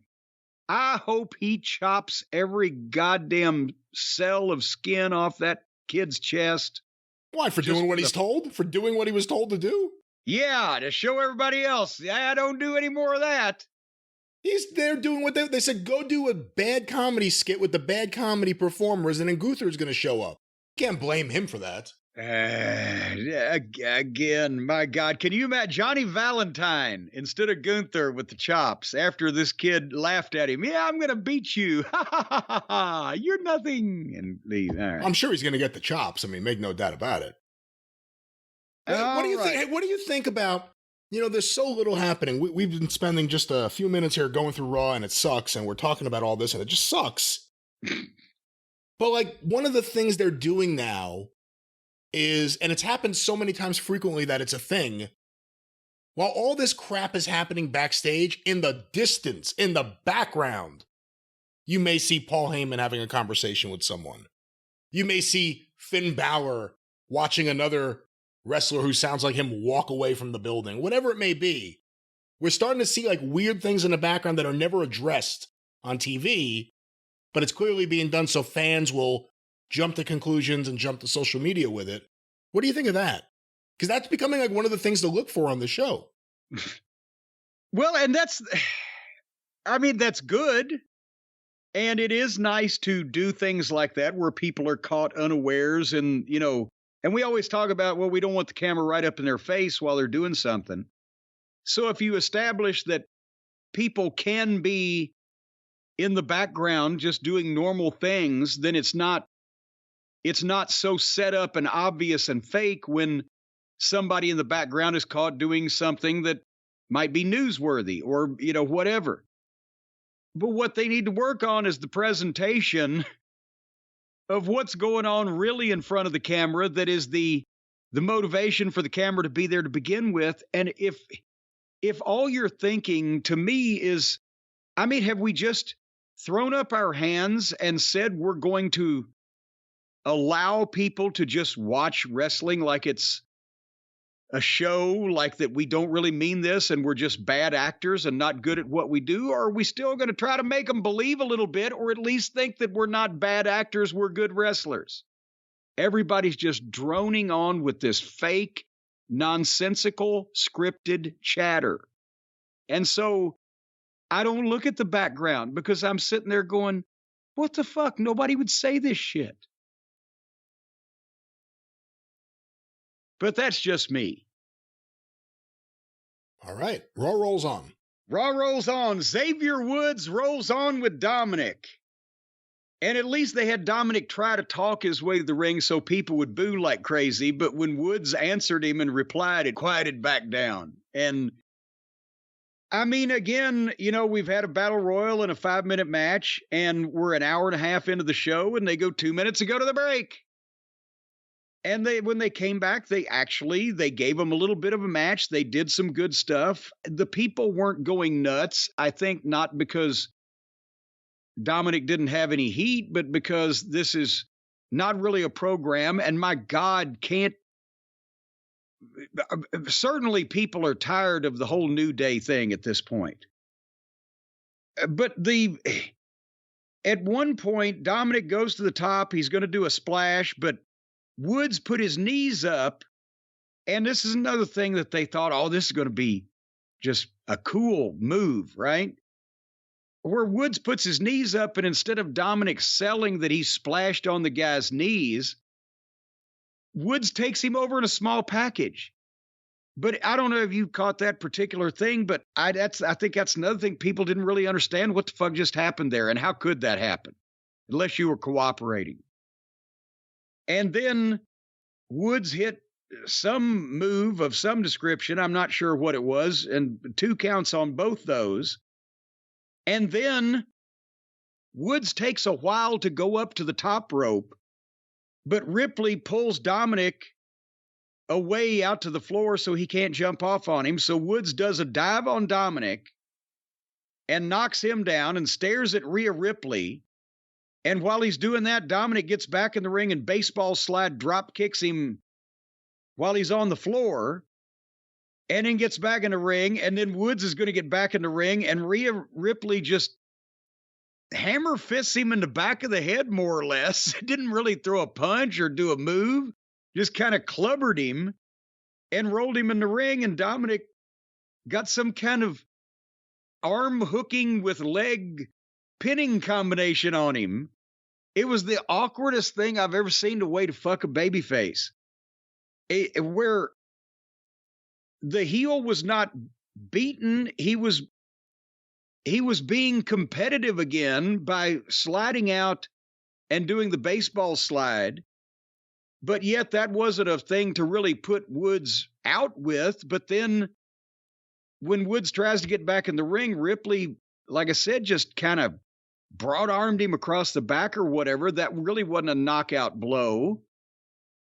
But when he was pulled back in the ring, if he was hit with a DDT or something, but he just laid there and let the guy, Dominic, hook his arms and roll him up. I didn't understand it. It didn't come off well to me. What'd you think? Can't really add too much to that. I'm not a fan of the New Day, and they're trying to do something with Xavier Woods because both of his partners are out, but you know, it's just not for me. I like Dominic Mysterio and Rhea together a lot. They're great. But it was just a match. Weird. I mean, look, Dominic's going to still be clunky in the ring too. Even though he's become great in his role, he's still, before he got good at this, we were talking about, what are they going to do with this guy? It wasn't just because he was a babyface, it was because he needed to get better in the ring. So we're going to still have moments like that. Well, another time we're still going to have moments like this is when now they've got another former, I guess, member of NXT UK. That's where he probably started out. But the JD McDonagh, the Irish Ace. Did you see this intro video on JD McDonagh? I saw the video and I saw when he left, yes. Oh, boy. So now they've got another fucking psychopath that talks like he's goddamn, John Carradine in Blood of Dracula, but looks like he's Lord Littlebrook. He digs the graves. That was a quote. I dig the graves. He's a loony. He's a nut. That's a great line. He's a psychopath. Yeah, the plumber wishes he thought of it. And this is another spooky black and white video. This guy looks 180 pounds and 19 years old charitably. He'd get carded to buy Kool-Aid. And he's supposed to be a lunatic that snaps and then brings the pain or the violence or whatever the fuck and digs the graves. And it was another spooky put together video. And what little I did understand, I didn't particularly like. Apparently he had attacked Dolph Ziggler in the Battle Royal, which I didn't give a shit about. So he's made a statement by attacking poor Dolph Ziggler. Dolph, who's done a job for Howie the mailroom guy, along with everybody else in the company for the past 5 years. And this is another, and I love our friends across the pond. But my God, we used to have Billy Robinson or Tony Charles or fucking any of the great British stars. Now we get Pip Sabian and JD McDonagh. What the fuck is going on? It's all about who becomes professional wrestlers. We're in the era, and we have been for a while, where the people no matter what size or no matter what. The people who sat at home and watched wrestling and loved it to the point where they wanted to do it, those are the people who end up in the business. It was never like this before. Well, anyway, I'm sure we'll see horrific, violent, but not bloody, because that's banned, things from J.D. McDonagh. And you saw when he left the building, they had Finn Balor very briefly just see him leave, walk in the distance up. I don't know how to fucking describe it. Finn Balor saw him leave. They were walking off into the sunset, and then you heard the strains of "The road is long, with many a winding turn that leads us to..." You heard that, didn't you? No.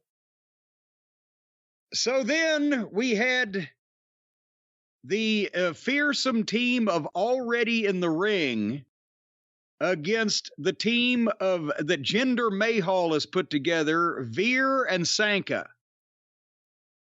And the Already in the Ring team, one of the guys they mentioned was Drake Thompson, who looked like a kid that ran off from reform school. And again, there's no excuse for a company this size, this well-funded. I can understand AEW. It is an amateur hour. But don't have fucking guys look like this on fucking television. Jesus H. Christ. 25 years ago, when I was booking the job guys, they may not have all been Lex Luger, but they knew how to work and they weren't embarrassing. This guy looked like he'd been in a goddamn undersea experiment for 3 weeks. Like he hadn't seen light, daylight, sunlight, fucking incandescent light, any kind of light. He looked like he was 12. Anyway, I don't know where they get these people. I do not know where they get these people, but you know what that I'm worried about, Brian? I'm worried that these people all come from the enemy is big tech now. You've heard about this, the big tech. Did you finish your review of the match? Yeah, that was it. No, you didn't review the match at all. Oh, I don't know what happened. You missed. I don't know why you would have skipped this. Indus Sure, this tag team came out there, two big, impressive guys, and they crushed the opponents. It looked pretty good. Yeah, one of the job guys I just mentioned looked like Who cares how the job guys look? Street urchin. Who gives a fuck how the job guys look? I knew what was going to happen. They were going to win. So you have no comment on Indus Sure? Indus Sure. That was the name of the tag team, as you know. I'm not very sure. I'm positively indecisive. All right. But Veer and Sanga, I didn't pay attention. They look good. They look pretty good in there. But the problem with big tech is that they feed on you. They're like the big bad wolf. Brian, have you heard about this news? The big bad wolf that feeds on you like Veer and Sanga fed on that poor emaciated job guy and then made him an elongated job guy because they stretched him. The big bad tech wolf is at the door now. People, this should be on every single newscast. It should be being shouted from loudspeaker systems because we got to take cover. Because the big tech wolf is feeding on us and our information. They feed on like the Blob did, like the attack of the killer tomatoes. I think that I will miss her. A tomato ate my sister. And we got to stop them. They snarl their teeth and they say, "The better to chew you up, my dear." And what they're doing is they're eating up all your information. They're sending it to somebody else. They're selling it is what they're doing. They're profiting off you. They're keeping an eye on you. And they're profiting off disclosing your whereabouts. And did you know when you get on your computer or your phone, you have a unique IP address. And these people can find you. They can tell where you are. They can track what you do online. For heaven's sake. And it's like they've got a camera on you 24 hours a day. They're reading your mind. The voice inside your head, Brian, is the broadcast where they're beaming directly into you. And it's all through the Wi-Fi and the computer and the technology and the World Wide Web. That's why you need ExpressVPN. Because ExpressVPN is going to fix it where these people don't know where you are. You could be in Bolivia, Bulgaria, Scandinavia. You could be in a state prison. As a matter of fact, they have a special button when you get ExpressVPN. Every time you call somebody, the call pops up, caller ID, state prison. That way, nobody knows it's actually you. Here's another thing. They don't do that, of course. ExpressVPN encrypts and reroutes 100% of your online activity, so your internet provider can't see you, the hackers can't see you, the Wi-Fi admin, whoever they may be, they can't see you.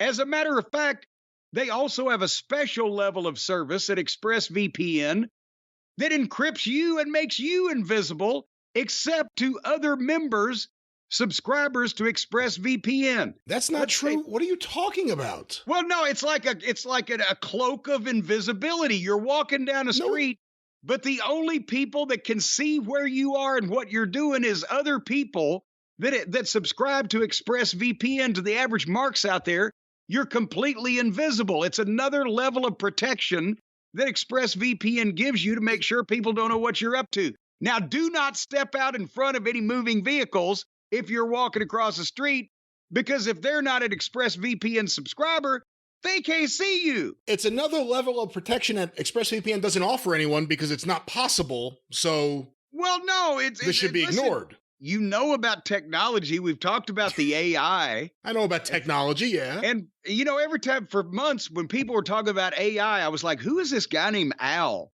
What the fuck is he talking about? But anyway, ExpressVPN, and here's another thing. It just takes one click to protect all of your devices. You can cover your entire family like the cone of silence coming down at Chaos headquarters, up to 5 devices at the same time with one click. You just go click, and they're all covered. And that way, nobody will be able to, that's why John Cena for years, that's where he came up with that. You can't see me because he was an ExpressVPN subscriber. And that's why a lot of people couldn't see him. But he had to give it up because the idea of him being in movies was he wanted people to be able to see him. For the record, we have no idea if John Cena has ever used ExpressVPN. I'm certain he would like it if he did, but we do not know that he's used it, so we cannot tell anyone that he has. What was it that made him invisible then? His hand. Well, and there was no actual invisibility. There was no cloak of invisibility. It was, you can't see me, but everyone could see him. I could see his hand. So obviously he's just a stupid man. Well, but not with ExpressVPN. I'll tell you, here's another thing. My uncle, he's a psychiatrist. The other day, his nurse came in his office. Yeah, his nurse came in his office, says, doctor, there's a man in the waiting room thinks he's invisible. Doctor said, tell him I can't see him. But if you get ExpressVPN, right now, it's going to cover you up like Sherwood Williams covering the world, and nobody's going to be able to find you. The police, the FBI, Sandinistan rebels, whoever's looking for you on the internet, they're going to be like a rat trying to find a corner in a silo. If you go right now to expressvpn.com/JCE, and you're going to get an extra 3 months free protection for free or free protection on a 1-year package. 3 months for free on a 1-year package if you go to expressvpn.com/JCE right now to learn more about this incredible cloak of invisibility they can put over you to prevent all of the terrorists and creditors that are trying to find you from knowing what the fuck you're doing. Well, something like that, yes. ExpressVPN. And we're back to Raw. Oh, we are. Yes, we are. It's your show. This is my show. You just took over. You transitioned all by yourself. Well, I just did that because I was anxious to do it. We're at the 10 o'clock hour on Raw. And yes, by the way, we've had about 3 lackluster matches with about fucking 15 minutes of action in 2 hours. But Cody was in the ring. And they love Cody in Greensboro, including I saw the sign, "Do it for Dusty." And by the way, remember I told you when we ran the Greensboro Coliseum in 1998, we being the WWF, I was a we at that time with them. And the market rep came to me because between 86 and 98, they had done a a big renovation of the Greensboro Coliseum where they, in effect, raised the roof and added like 3,000 or 4,000 seats. I don't know how the fuck they did it. They've done that twice now. I think the original Coliseum only seated like 10,000 people in the 60s. But anyway, so the market rep came and he said, well, he said, we beat Starrcade 86 in this building in terms of attendance in the main arena because it's bigger now. But counting the 16,600 that were here for Starrcade 86 and the 3,000 or 4,000, whatever it was that they had next door for the closed circuit, we didn't beat them people-wise, but we beat, because that was the biggest ever wrestling crowd and gate in Greensboro, North Carolina. And so that's what they were working off of. And he said, we beat the gate, and it was like by several $100s. They beat the gate for Starrcade. He said, but answer me this, is this correct? Because they still had at the Coliseum, they had the manifest, the ticket count, all the information.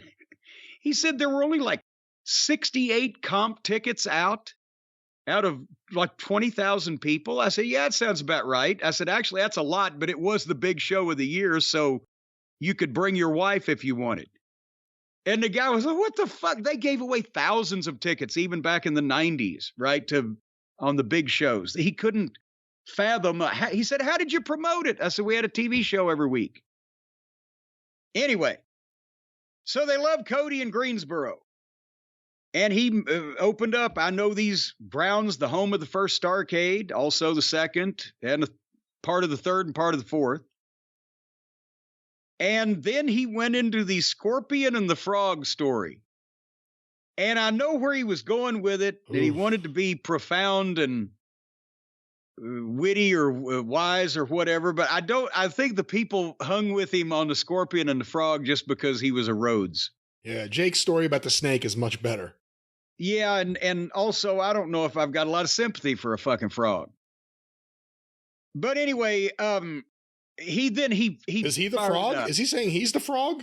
Well, I don't know which one was which, but is Brock the Scorpion and Cody's the frog? The frog comes out the worst of it. Oh, maybe not then. Well, so Cody's the Scorpion? Both of them drown. But the frog got stung by the scorpion and died a painful death first and then drowned, where the fucking scorpion just drowned. So Brock's the frog. Well, no, but Brock's normally the scorpion.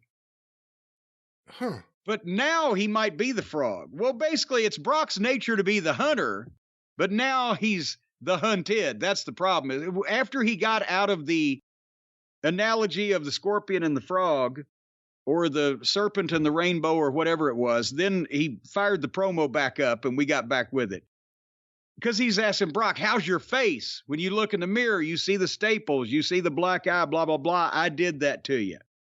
And, you know, the wrestling promo at the end was better than the homily in the middle. But, you know, that's, I liked it also because he said, while Brock Lesnar is better than 99% of the other wrestlers he steps in the ring with, he wasn't better than me at Backlash.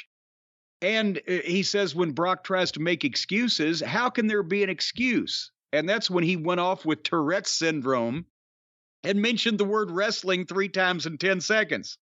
He said, I beat you with, how did he say it? I beat you with a wrestling hold in a wrestling match how do you say wrestling 3 times? Help me. I beat you in a wrestling match with a wrestling hold.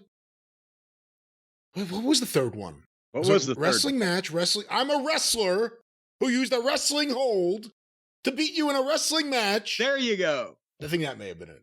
But the point is, Vince, if thankfully Vince wasn't there, his head would have blown up. But that actually was a good line. And Cody makes the point, it's about who's the biggest thing on Monday Night Raw, and Brock isn't anymore, and he is, so Cody needs Brock to step aside because you're not the next big thing anymore. You're in my way.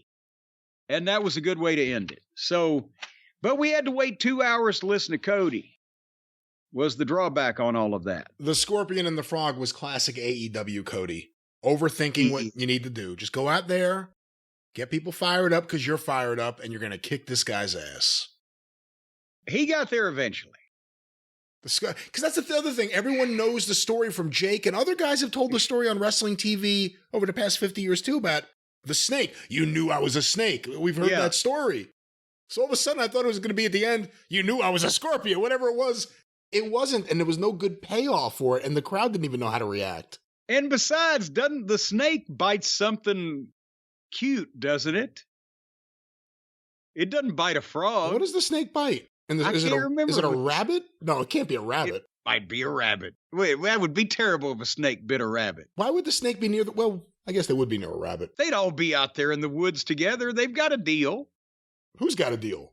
The snakes and the rabbits and the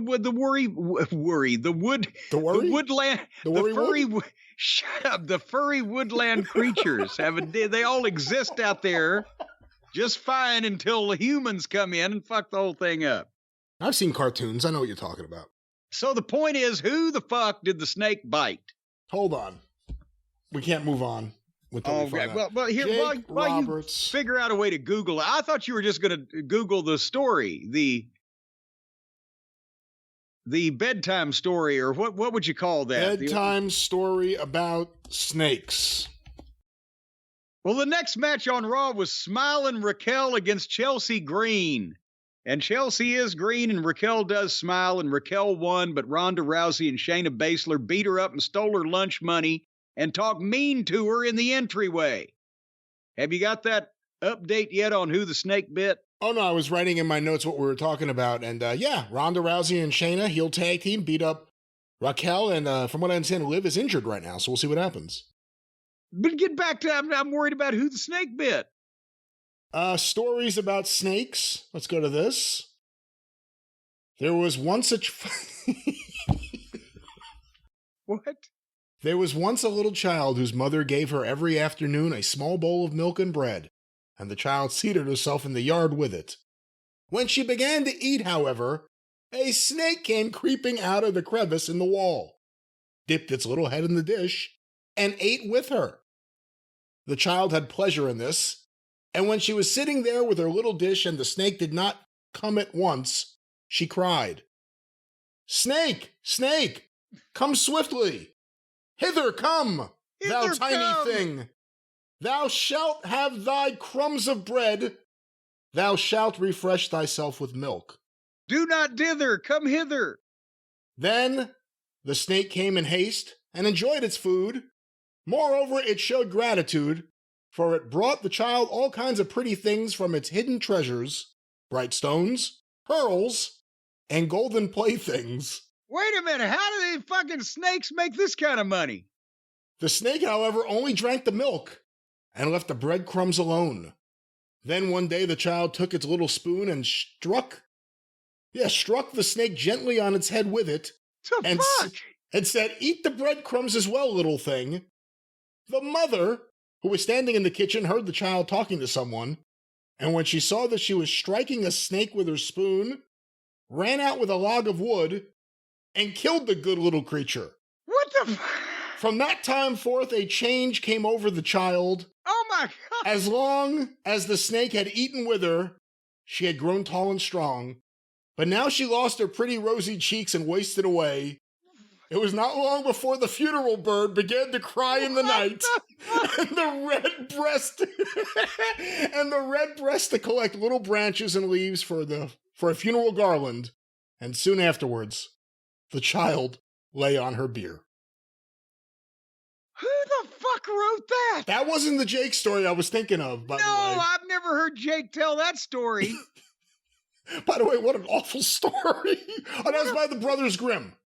Whoa, no wonder we now come to figure out why they called them that. They are very grim indeed. Here's a story, The Crab, the Swan, and the Snake. This is the great story of birds and animals for children. Long ago, a crab lived in a lake near a forest. Crab's best friend was a swan, which was living near the lake too. They were living happily in their places.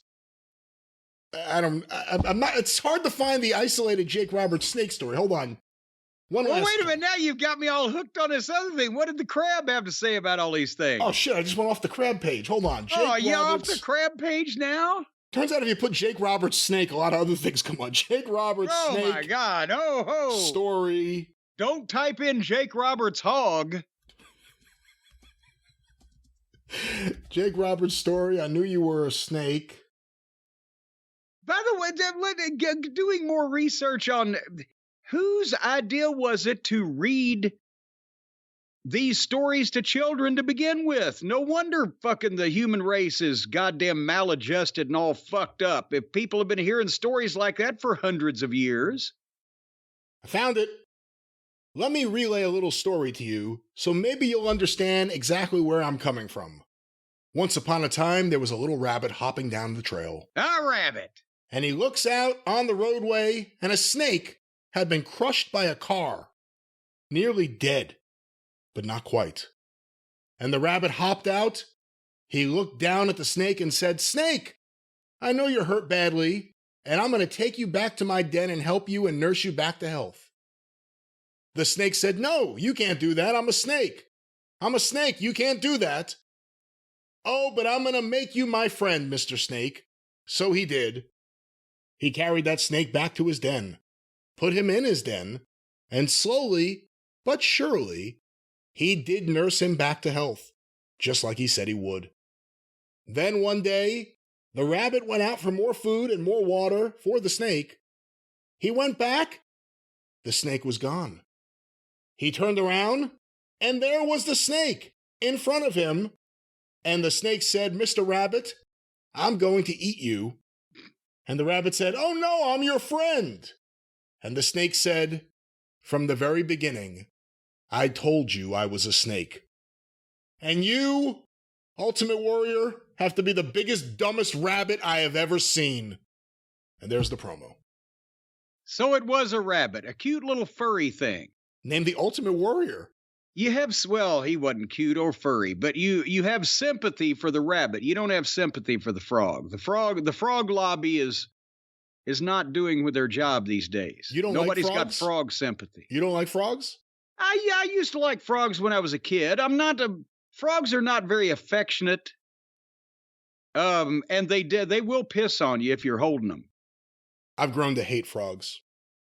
I used to go out in the yard and collect them just to see how many I could find. They fucking kill themselves in my pool all summer long. These idiots jump in the pool. Don't you have a no frog policy? Are you not posted? Don't you have signs? What do you got, a bunch of illiterate frogs up there? You don't know how many chlorine-filled frogs have drowned or committed suicide in my pool. It's ridiculous. I'm telling you, put a sign up or you're going to be liable. Some frog's family is going to sue. All right. Well, that could be the next Cody promo. What are we talking about? Are we still in Raw? Yeah, I'm afraid we are. But actually, we're almost there. We're at the main event because we've talked about the part 2 of the Seth Franklin Rollins sit down that popped up here, and in anticipation of the main event, we got a shot of Gunther in the back looking at someone off camera, reaches out, shakes that person's hand, walks off. And that person is revealed to be Paul Heyman. And he lifts his phone and says, "Call Roman Reigns." Is there a thing that will really do that? If you tell your phone, call H&R Block? I mean, depending on what service you have, if you have an Apple phone and you have the settings turned on, you could say, "Hey Siri, call this person," and it will do that, yes. Well, then why would you want to do that out loud and let everybody know who you're calling? That's your personal business. Well, maybe he wanted to make sure the camera in front of him picked up the sound. Oh, that must have been it, because otherwise I'd just dial the number and nobody would know who I was talking to. Yeah, I mean, seriously, it's like 2 clicks. Turn the phone on, and then you go to Roman Reigns, and you press the button, and it would dial him right away. No one would know. Well, there you go. So anyway, the main event was Kevin Owens and Sami Zayn against Damian Priest and Finn Balor. And to be quite honest with you, we had, not only did they get a little bit more time, but there was quite a bit more action in this match than there usually is on this moribund program. It was a good tag team match. They got heat on Owens, and he made a big comeback and beat everybody up. Too many commercials. Well, I was about to say, and then later on they got heat on Sammy or on Owens, and then Sammy got a tag and came in and beat everybody up. But again, you can't really get a flow to anything because of the breaks, the interruptions, and then also like after the first tag and Owens made his comeback, then they did a spot where the referee kicked Dominic and Rhea Ripley out of ringside, and as they were already leaving, Woods appears so he and Dominic could fight off just for no apparent reason. And then here comes Paul Heyman walking out, and they go to the break, and then you come back. I wrote, what is happening? They're kicking these guys out of ringside, but this guy comes down and jumps on them, and they're fighting this way, and here comes Heyman. And then when we come back from the break, they're having a match. Heyman's standing there, nothing's going. What? So anyway, as they were going home, Sammy got the tag for that comeback, and there was a long exchange between Finn and Sammy where Owens and Priest they vanish. They're gone. Vapor. And then something will happen. I think at this point it was, Finn Balor with a schoolboy and a 2 count, and then hit a reverse DDT, scorpion drop, whatever the fuck. And then suddenly Owens is 100 miles an hour, dives back in the ring, makes a save. And then suddenly Priest is back, and he and Owen just start doing spots. So, and then they all did shit to each other. So I guess it was a modern match, you could say. More action than we normally get. Not all of it made any fucking sense. Best action on the show, just divided up by those commercial breaks, kills it. Yes. Kills the flow. It's bing bang, and you get into something, and then and they have to have some type of false high spot to go into a break because they think that's going to hold people. And so then it just adds to cluttering the middle of the matchup. So you don't know. But anyway. And finally, the thing was Owens nailed Gunther's stooges were out there, and they jumped up on the apron, and he nailed them off and shoved Gunther, but Priest grabbed him and choke slammed Owens on the apron. And then Sammy did a dive on Priest and almost hit him.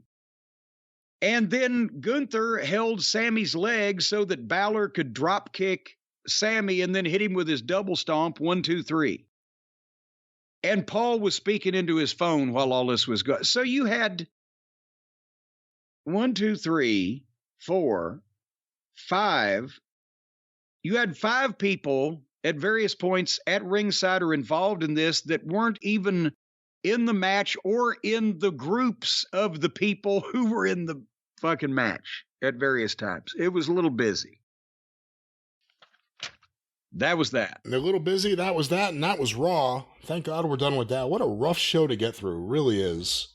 And, here's again the problem. I've talked about this before, is that everybody's not in the wrestling bubble. And to the casual individual, sometimes if you see, like I said, if you go to a restaurant, you get rotten food because you go to a hamburger place. Well, you don't want to go to that hamburger place. You're off of hamburgers in general. And the more they dilute these wrestling programs, so the less exciting they get, or in AEW's case, the more that they artificially try to make them more exciting by having everybody come out every segment with a chainsaw. And the more of it you see, the more of it looks the same, and the more of it you don't mind missing. And there's not 10 hours of quality program content for the kind of wrestling that anybody likes on the air right now in today's environment. So I have a feeling it's going to start getting more skippable. Go ahead. Well, let's skip past this. Let's get to something else here, Jim. Some news. I was about to ask you a question about CM Punk, and I see this news. Brandon Thurston of WrestleNomics on Twitter, at Brandon Thurston, just tweeted out, WBD's press release headline for AEW Collision announcement originally mentioned CM Punk and other wrestlers, which you could see in the cachet listing. He has a couple things posted here. Originally, it was changed to TNT launches a second night of wrestling with AEW Collision. Originally, it was TBS launches a second night of wrestling with AEW Collision, featuring headliners CM Punk, Thunder Rosa, Miro, Samoa Joe, and Powerhouse Hobbs on Saturday, June 17th. Again, Wonder why that was changed. And it ties into what we said earlier. It could be one of a couple of things. And Warner Brothers Discovery, I'm sure, if it was there and this is their document, wanted to announce CM Punk as being a part of the show. So time will tell. But that ties into my next question. Word had come out this week, I saw some reports, that CM Punk has expressed an interest in working with Samoa Joe once he returns to AEW. What are your thoughts on that? We see Samoa Joe listed here for the Saturday show. What are your thoughts on a potential CM Punk, Samoa Joe, forget about match, program, especially considering the history of them, which Tony Khan owns? Yes, well, obviously not everybody's familiar with Ring of Honor from almost 20 years ago now. But Punk and Joe were a significant part of the early years of the promotion. They had a feud over the Ring of Honor title. They have a history with each other as far as not only having great matches, but also working together and apparently having no problems. Neither one of them ever shoot promos on the other or beat each other up in the locker room. So, and Joe, again, he not only is believable in the ring, but he can talk. He can cut a promo, and when he's used seriously, I mean, I know you can find a ton of shit in the Samoa Joe canon from TNA or whatever, where he was at the mercy of shit stain or whatever, and was kidnapped and thrown in the trunk of a car or whatever. But for the most part, Joe knows he's always been a professional who conducted himself in the ring and on television as a badass, an intelligent badass that could talk and wrestle and fight. And you know, when he's motivated and when he's being used, I've always seen him deliver. So yeah, not only the idea of matches between Punk and Joe, but the promos could be fantastic because people have just seen the barest bit of how good Joe is at talking, because all we've seen in AEW is, you know, brief glimpses or occasional pre-tapes or whatever. But if you had Punk and Joe in the middle of the ring on live television going back and forth, that would be an entertaining confrontation. Of course, it would be entertaining also if the network could release the name of the biggest star that's going to be on the program. So apparently, again, Tony cannot get his shit together. And is this from the fallout from the last week's, or was it the week before now, attempt by the EVPs to piss Punk off? Or is this some other new wrinkle that they've come across? Well, again, Punk's team, I would assume, are dealing with people in AEW that didn't want Punk to come back. So it can't be an easy process to begin with. Well, yeah, because it was front loaded with that because, well, let's face it, the legal was there when the incident took place. So if there was going to be any fair adjudication of said incident, that legal representative should have been immediately taken out of that equation and any further equation to do with any of these parties. So, yes, all of the rank and file wrestlers probably, except if they're friends with the EVPs and the legal beagles, they would like to see Punk come back because he means money and they don't have any problem with him. But all of Tony's subordinates and people that have leached up to a spot close to him, they're the ones that don't want Punk around. So they're the ones, unfortunately, that Tony has to listen to a lot and also have the power to go out and spread their stories and rumors out of Tony's watchful eye to get back to Punk to piss him off, so he will do something publicly because he doesn't talk behind people's backs. He talks right out in front of them where they can get a whiff of it. They piss him off, he does something publicly, and then, oh, see, he's got a problem. It's romper room. Tony has no control. And he's getting all this shit handed to him because people, including the networks, know that he's got $1 billion, and people like to be nice to people like that. And he's getting all this shit that no other wrestling promotion has ever been offered or given or even sniffed before. And for these whiny little bitches from Cucamonga, he's going to fuck his whole thing up. Well, let's see what happens. Let's see how much longer the Cucamonga kids are there. But, Jim, another story I wanted to get your thoughts on. This is going around the other day. John Cena did an interview. I'm trying to see where this was from. On the Busted Open show. Let me read you this quote about his time in WWE, or his current involvement, I guess, with WWE. I wish I was still there every day. My body can't do it anymore, and I don't want to give the consumer a bad product. When I'm on, they paid good money, and I'm going to go out there and give everything I have, and sometimes find it when it's not there. I'm at a point where everything I have in comparison to the bar that's been set, like what I have is what you saw at WrestleMania 39. That's what I feel confident that I can deliver, and that's really nice for here and there. That's not every day in the WWE. That's not every day in sports entertainment. Sports entertainment has raised the bar. I'm humble enough to say that's awesome, because you're supposed to leave it better than you found it, and people are supposed to advance it. What are your thoughts on John Cena's comments? Well, obviously, John is one of the most honest people about himself that you will see in the public eye.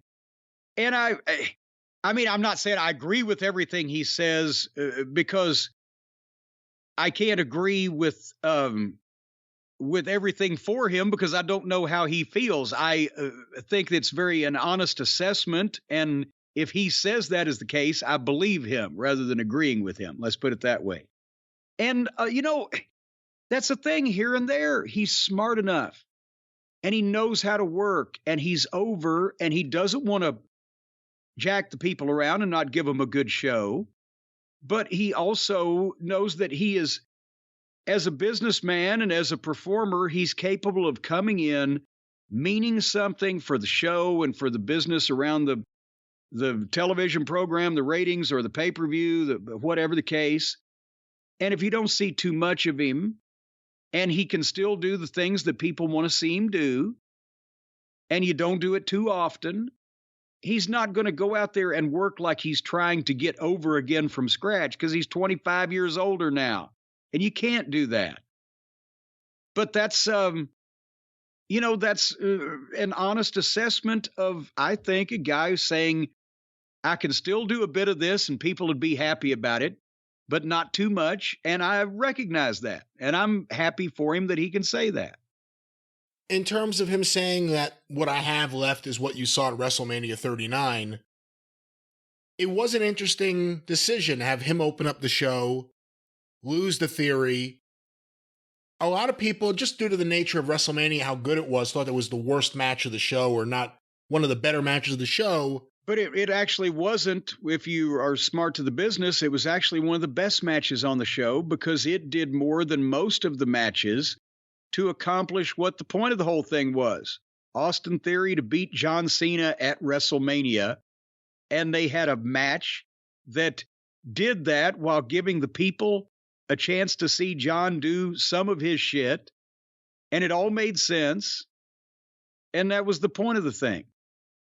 And they put him on first because that way you're excited to see John Cena and you're also ready to pop on everything. After you've seen a goddamn, I can't remember what was on that show that night, but after you've seen, a goddamn no DQ match or a street fight or whatever the fuck other kind of craziness, well then yes, of course John can't follow that at 40 fucking whatever years old he is.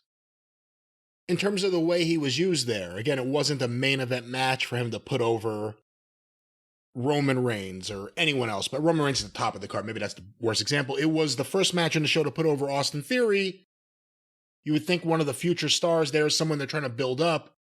Based on what Cena's saying here, seems like he thinks that's the appropriate way for him to be used.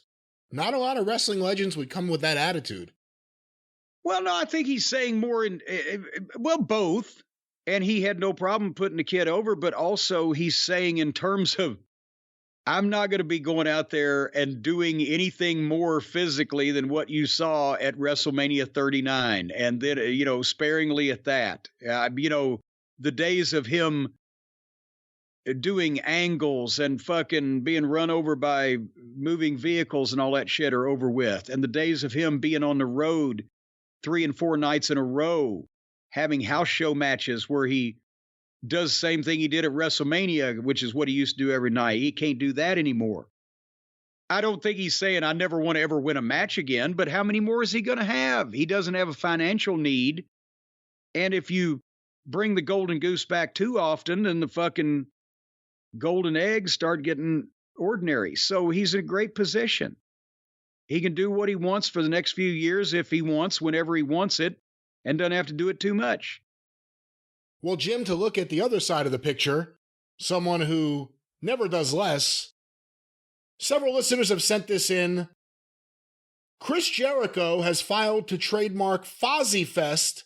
Oh, good Lord. And Foz Fest. What are your thoughts on this, and what do you think this could be? Well, wait a minute. I understand.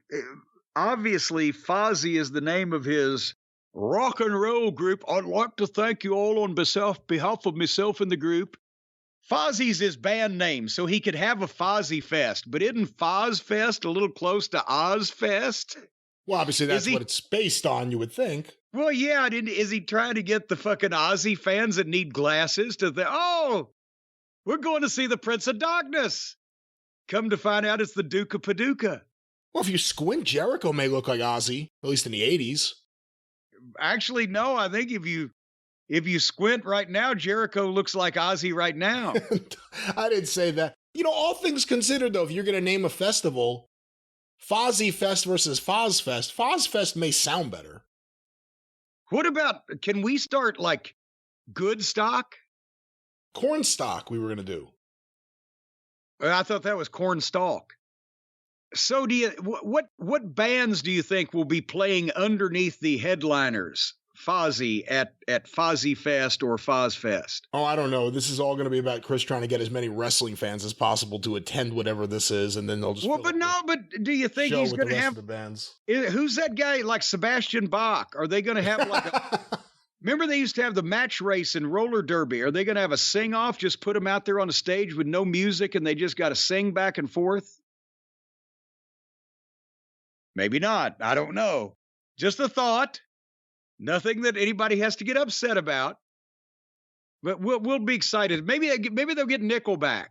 I wonder where they're going to hold this. Obviously, one of the problems with Woodstock, the original in '69 and all the various reunions, has always been location. It's not easy to find a location to hold a massive festival for 500,000 people. Well, wait a minute now. Don't get your britches all in a hitch there. I don't think we're going to have that problem because it's not Woodstock. It's Fozzy Fest. Where does 500,000 people come into this? Well, I'm thinking I think they can do it out in the mud field that the Insane Clown Posse has their annual Juggalo gathering where they just go out in the woods and, I don't know, get drunk and fucked up for 3 days. Maybe Chris was scouting locations when he got lost on that old country road. Oh, when he lost time and came back at 3 in the afternoon instead of 3 in the morning. Either that, maybe that's why he was staying at Mandalay Bay when he got mentally and physically assaulted by the baggage staff last week. He was checking to see if Mandalay Bay had a facility for Fozzy Fest. Maybe they heard that he was trying to bring his band there, and that's why they tried to kick him out. Well, Jim, whether it's Fozzy Fest or something else, or this show, some things just make you want to lay down and go to sleep. God.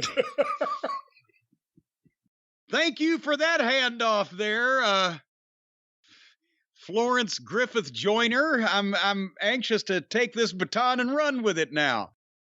Well, you know, folks, the thing is, you might just want to go down and go to sleep just any old time of the day. As a matter of fact, people have had that in the past. You know, Andre used to go to sleep at various points. Mr. Hughes, he used to just nod off in the corner on tag team matches. Well, if you Thomas have Edison. that problem, Thomas Edison, what do they call it? Do they call it Napping. Oh, I thought it was necrophilia. No, that's not what they call it at all. That's not what Thomas Edison was doing. No, narcolepsy. He didn't have narcolepsy. He just would take a nap whenever he wanted. Oh, well, Mr. Hughes had narcolepsy. He did, but yes. I confused it with necrophilia. I guess that's why people kept looking at me strange when I was telling them the story about when he had necrophilia in the hotel lobby. But anyway, if it's narcolepsy, here's the thing you got to do. Folks, right now, you've got to get a Helix Sleep mattress and you got to strap it to your back when you walk down the street in case you fall asleep. Boom. You're going to fall right into a cloud because that's what it feels like, folks. And again, we've been talking about our friends at Helix for so many years now. They make these incredible mattresses, American-made, no stuffing of bird feathers from Bolivia that might potentially bring some kind of pestilence into your community. No, this is all, anything contagious in this mattress comes from the United States, so you probably already got it. And there's nothing contagious in the mattress. Let's stop right there. Well, no, until these things happen and quickly spread, there's nothing there. But Helix has harnessed years of extensive mattress expertise to bring their customers a truly elevated sleep experience. That means you'll sleep like you're high. The Helix That is not what that means. That is not what that means. Well, of course, except if your mattress is up on the roof, where many people sleep in the summertime to avoid the heat if they don't have air conditioning. If you don't have money for air conditioning, you shouldn't be buying a Helix mattress. The Helix Elite Collection includes 6 different mattress models, each tailored for specific sleep positions and firmness preferences. Now, some people like to sleep on their back, some people on their stomach, some people on their side. I know there's a growing movement of many people that like to sleep on a tilt. And Brian, have you heard about this? Have you read about this? I don't even know what you're talking about. What do you mean? If you sleep at about a 45-degree angle, then it's easier not only to lay down at night, but to get up in the morning. You've only got half as far each way to travel. But whatever kind of position you like to sleep in, every Helix Elite mattress comes with a 15-year manufacturer's warranty and the same 100-night trial as the rest of Helix mattresses. Now, we've talked about this. You don't want to go to a mattress store and lay down on a mattress that you know hundreds of people have tried out before you, been on with their dirty clothing and their shoe soles, and you got an overeager sales associate trying to probe you, and then he starts asking you all kinds of questions. There's nothing worse than that. But if you order a Helix mattress online, you just fill out the quiz. They tell you which one of their models is perfect for you, and then boom, up it shows. And don't forget the little ones, folks, because Helix Sleep also has kids mattresses specifically designed with the kids in mind and designed for children 3 to 12 years of age. And that's chronologically, not mentally. If they don't age at the same rate mentally and physically, sometimes you got to stuff a big 16-year-old into one of these kids' mattresses because, well, they're getting too big, but they still have the brain of a child. And, you know, they've got the cute little straps where you can restrain the lovely little children. There will be no child restraints with these mattresses, folks. They're sold separately. No, they're not sold. It was awarded best. I bet you could find some restraints for a mattress sold separately. Yeah, I bet they're in your house. If you tried hard enough. Best mattress winner by Parents Magazine. That's the story I'm being told. That's what they're doing for the folks at Helix. And right now, if you want to have the best night's sleep of your life that may continue all the way till the next day, the next afternoon, you might never get up from it. Just go right now to Stop Helix. it. That would have nothing to do with the actual mattress. That would have something to do with your health and the environment and things around you, not Helix Sleep. Your health can be perfect. You can just decide, I'm so comfortable, I've never felt this good. I don't want to ever get off this mattress ever again, and just stay there. Well, technically that is true. Technically, you could do that. Yes. Yes, you could. And that's travel. I wasn't lying to anybody. So if you want to lay down and never get up, folks, go right now to helixsleep.com. That's HELIX, helixsleep.com/JCE, because this is their best offer yet. 20% off all mattress orders and 2 free pillows right now for our listeners. helixsleep.com/JCE. You going to argue with me about that, Brian? No, you got that part right. I agree with that part. helixsleep.com/JCE. All righty then. So go right now and get several of these mattresses and just pile them up in the corner, and every time you need one, you'll already have one there with you. helixsleep.com. Helix Sleep. Why do you just scream the name of the sponsor right after I finish doing all the cellifying? Well, Jim, I'm trying to wake you up, trying to wake the listeners up, but I understand we got some news. Actually, right now, something that we've been talking about so long now, something happening as we are recording. Well, over the last, I guess, hour and a half that we've been speaking, there's more on this Punk business and Collision. And we're going to pwinsider.com again, folks, because if you want to know the true story without any horseshit or people picking sides, and you can't get to your morning edition of the wrestling news, we always encourage you to go to PW Insider, because Mike Johnson does a great job. He doesn't have any friends. That's why. He doesn't have any friends he has to be beholden to. He's just out. He's like on an island. He's got friends, I'm sure, for the record, but he tries to hide them. But anyway, so Sports Illustrated apparently noted earlier, and you mentioned some of this, that AEW's press release mentioned all the names, but the email and link to the press release had mentioned CM Punk. But then none of the disseminated material for the new Saturday Night Series today featured Punk, which surprised a number of people within the company, as the belief was today's announcement would be timed with the official reveal of his return on the premiere episode. Then Brandon Thurston of WrestleNomics.com confirmed the report by Jimmy Traina and Sports Illustrated that Punk was listed earlier before it was edited. And then we go to, and hold on, here before we come to the next update, in a related matter, apparently at 1 o'clock, I guess Eastern time today, about less than an hour and a half ago, Andre Olio, who was announced as part of AEW Collision today, as part of the new Saturday night show, tweeted, "Orale, what news? I had no idea." He found out when they announced it that he was returning, or not returning, but coming to the new Saturday night show. Oh my God. So he had no idea. And now, in a report by Mike Johnson at 1:41 p.m., as we noted earlier, CM Punk was initially listed in the press release for today's AEW Collision Saturday Night Series on TNT, but was not included in the final release. Connor Casey of comicbook.com reached out to Warner Brothers Discovery and reported he was told CM Punk is not affiliated with TNT's AEW Collision. Wow. Obviously, a major factor in the launch of the series next month was CM Punk's return to AEW, with the first episode planned for Chicago's United Center on June 17th. Needless to say, something has changed. And so, I mean, again, going back to what the options are, one option is the person at the network's either lying or they don't know. The second option is the deal with CM Punk is not done. Well, as a matter of fact, we have more reporting from 11:32 this morning from Mike Johnson. It was on the Elite account. They do audio on PWInsiderElite.com. Yeah, well, make sure you specify not the Elite. But well, no, yeah, they had it, no, on the Elite website, their Elite website. They had Elite a long time before the Buckaroos did, but PWInsiderElite.com is, but the audio, not transcript, but summation is there was a lot of surprise among AEW talents today when CM Punk was not announced for Collision. We are told that as late as last night, Punk was expected by many to be front and center for the Collision reveal.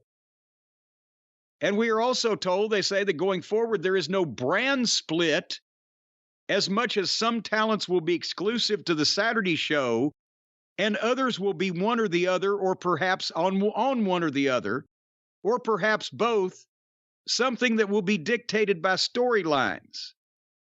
Well, and if Punk ain't involved, there's no reason to do any of it, because the only reason they were talking about any kind of split of the roster was to keep Punk away from the gutless little fucking douchebags that started the fucking issue with him and have been whining about having their pussies powdered ever since, instead of getting back to business and getting over it. So if Punk's not going to be involved in this, they don't need to split anything. Because, except maybe Andre and Sammy, or Kingston and whoever the fuck he's gone into fucking violent situations with, or perhaps some of the girls. Well, now that I'm thinking about it, yeah, I guess they still got to split some people up. You know, it's interesting, though, the Andrade news you just said. We'll get back to Punk in a second. If Andrade's telling the truth, that he didn't hear from anyone in AEW, he had no idea he was being announced as returning on this new show, you know, Leva Bates, the librarian, was just released. Not a favorite of ours, but I thought it was interesting in reading about that. Apparently, she had no communication from anyone in the office and didn't know about it until they went out with it. So the communication issues with AEW talent and either Tony Khan himself or whatever person he puts in that role of communicating with talent, apparently there are still major problems right there. And well, all he's done is put a line of flunkies in between him and the people that might want to talk to him. There's nobody with decision-making power. Remember, we read the list of names that he said, well, this will improve communication. Yeah. That'd mean more people for them to talk to, and then those people will tell you what they're saying, but those people do not have, as Mama Cornette used to say, the power to either fish or cut bait. They can't say, okay, I'll give you more money, or okay, you can win or lose that match, or okay, you can have your release, or whatever. They can just, as Reggie B. Fine used to say, delay the information on to Tony. So until somebody's in charge of any of this, this is all going to continue to happen. For Warner Brothers Discovery to state that CM Punk's not affiliated with AEW Collision, I mean, if we're playing semantics, that doesn't mean he's not affiliated with AEW Dynamite on TBS.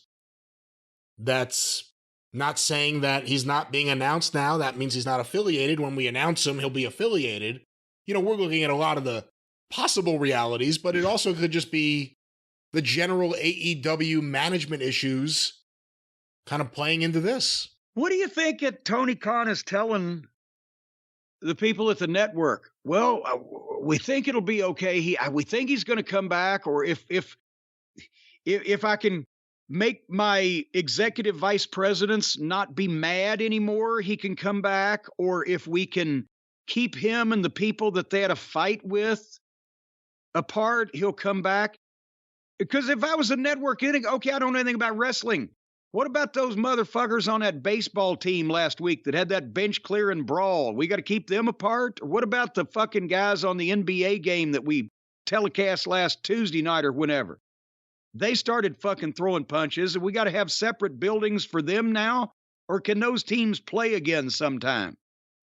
Do you see where I'm going with this? No, it's all ridiculous. I agree. How is he conveying this information to the network on why that this guy's under contract to his company, but they can't have him on their TV network when he's the one that got them their biggest ratings? How is that? How is he delivering that news? Because Tony Khan, either wittingly or unwittingly, let his legal team more than likely run the clock.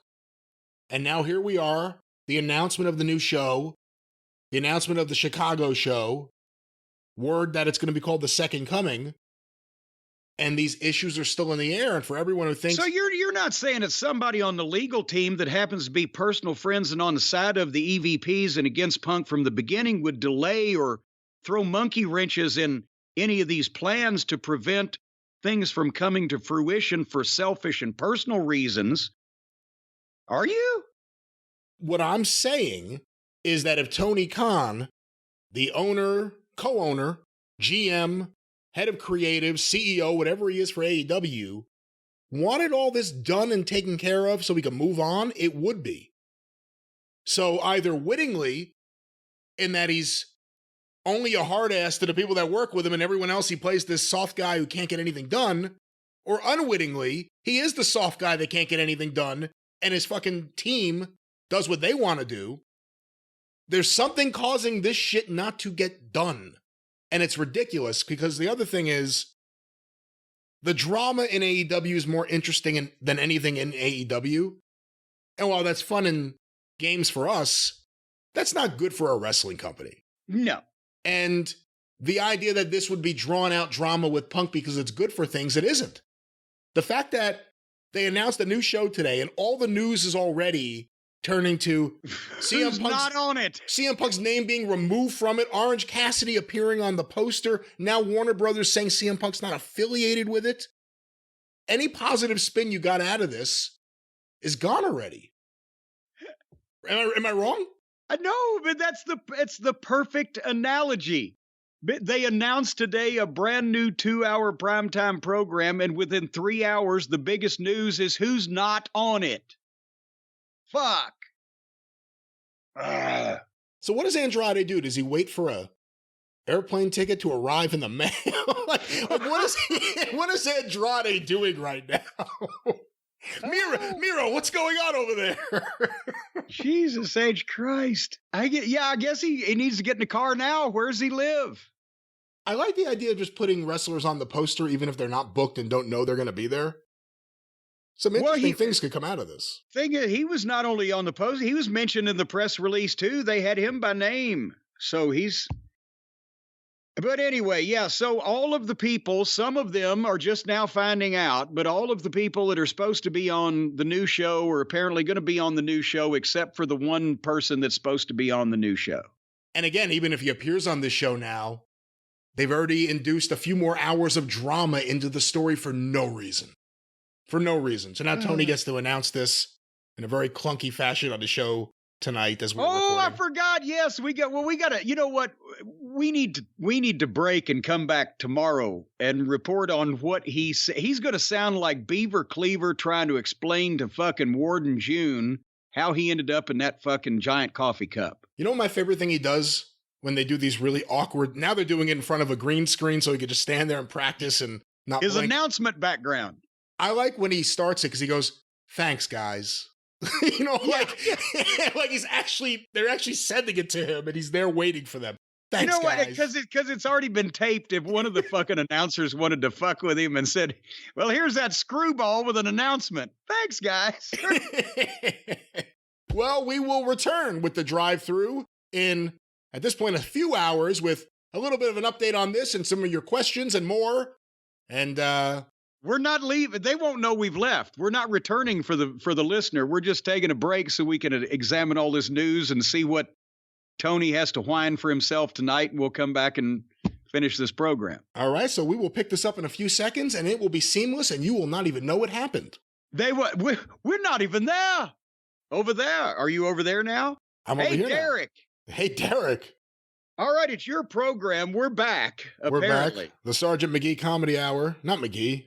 McGuire. What was his name? No, it was Sergeant McCoy. Oh, I'm going to get lashed for that. There ain't no McGee's down there in them hills. You assumed hills. Well, I guess area code wise. I know where we were calling. Huh. People are confused. Count me among them right now. But here we are back. Another of these endless drive-thrus where we end the show thinking, all right, we'll return and just tidy things up and get out of here. And then things are still messy. Things just keep getting messier. Let's begin, I guess, with the mess that we left off with. The poop flinging over at AEW? We left it with word coming out, Mike Johnson reporting that TNT said that CM Punk has no involvement, I forget the exact wording, no involvement with the AEW Collision show that will be debuting on Saturday nights on TNT. That's where we left it, and then more transpired. How much of this are you fluent in? Because I don't have anything in front of me. I'm fluent in frontier gibberish. Actually, I have the article in front of me, an updated article on the reasoning behind this whole deal blowing up again. And ladies and gentlemen, it is as we thought. We've been predictifying a lot of things over the past few months, not only in AEW, but just everything seems to come to pass that we talk about. But in this case, apparently, another deal has been blown up just in time to apparently now, as it stands now, prevent CM Punk from appearing at the United Center in Chicago or his name being mentioned on the network upfronts. And Mike Johnson on PWInsider.com has this updated piece. The rumor making the rounds is that Punk and AEW are again at odds now over the status of the return of Ace Steel. In asking around, there appears to be something to that situation. The belief amongst those we've spoken with is that Ace Steel was expected to return in conjunction with Punk next month, working behind the scenes. He was obviously an agent, producer, whatever they call that position there before. Yeah, get his job back. Everybody's back to work.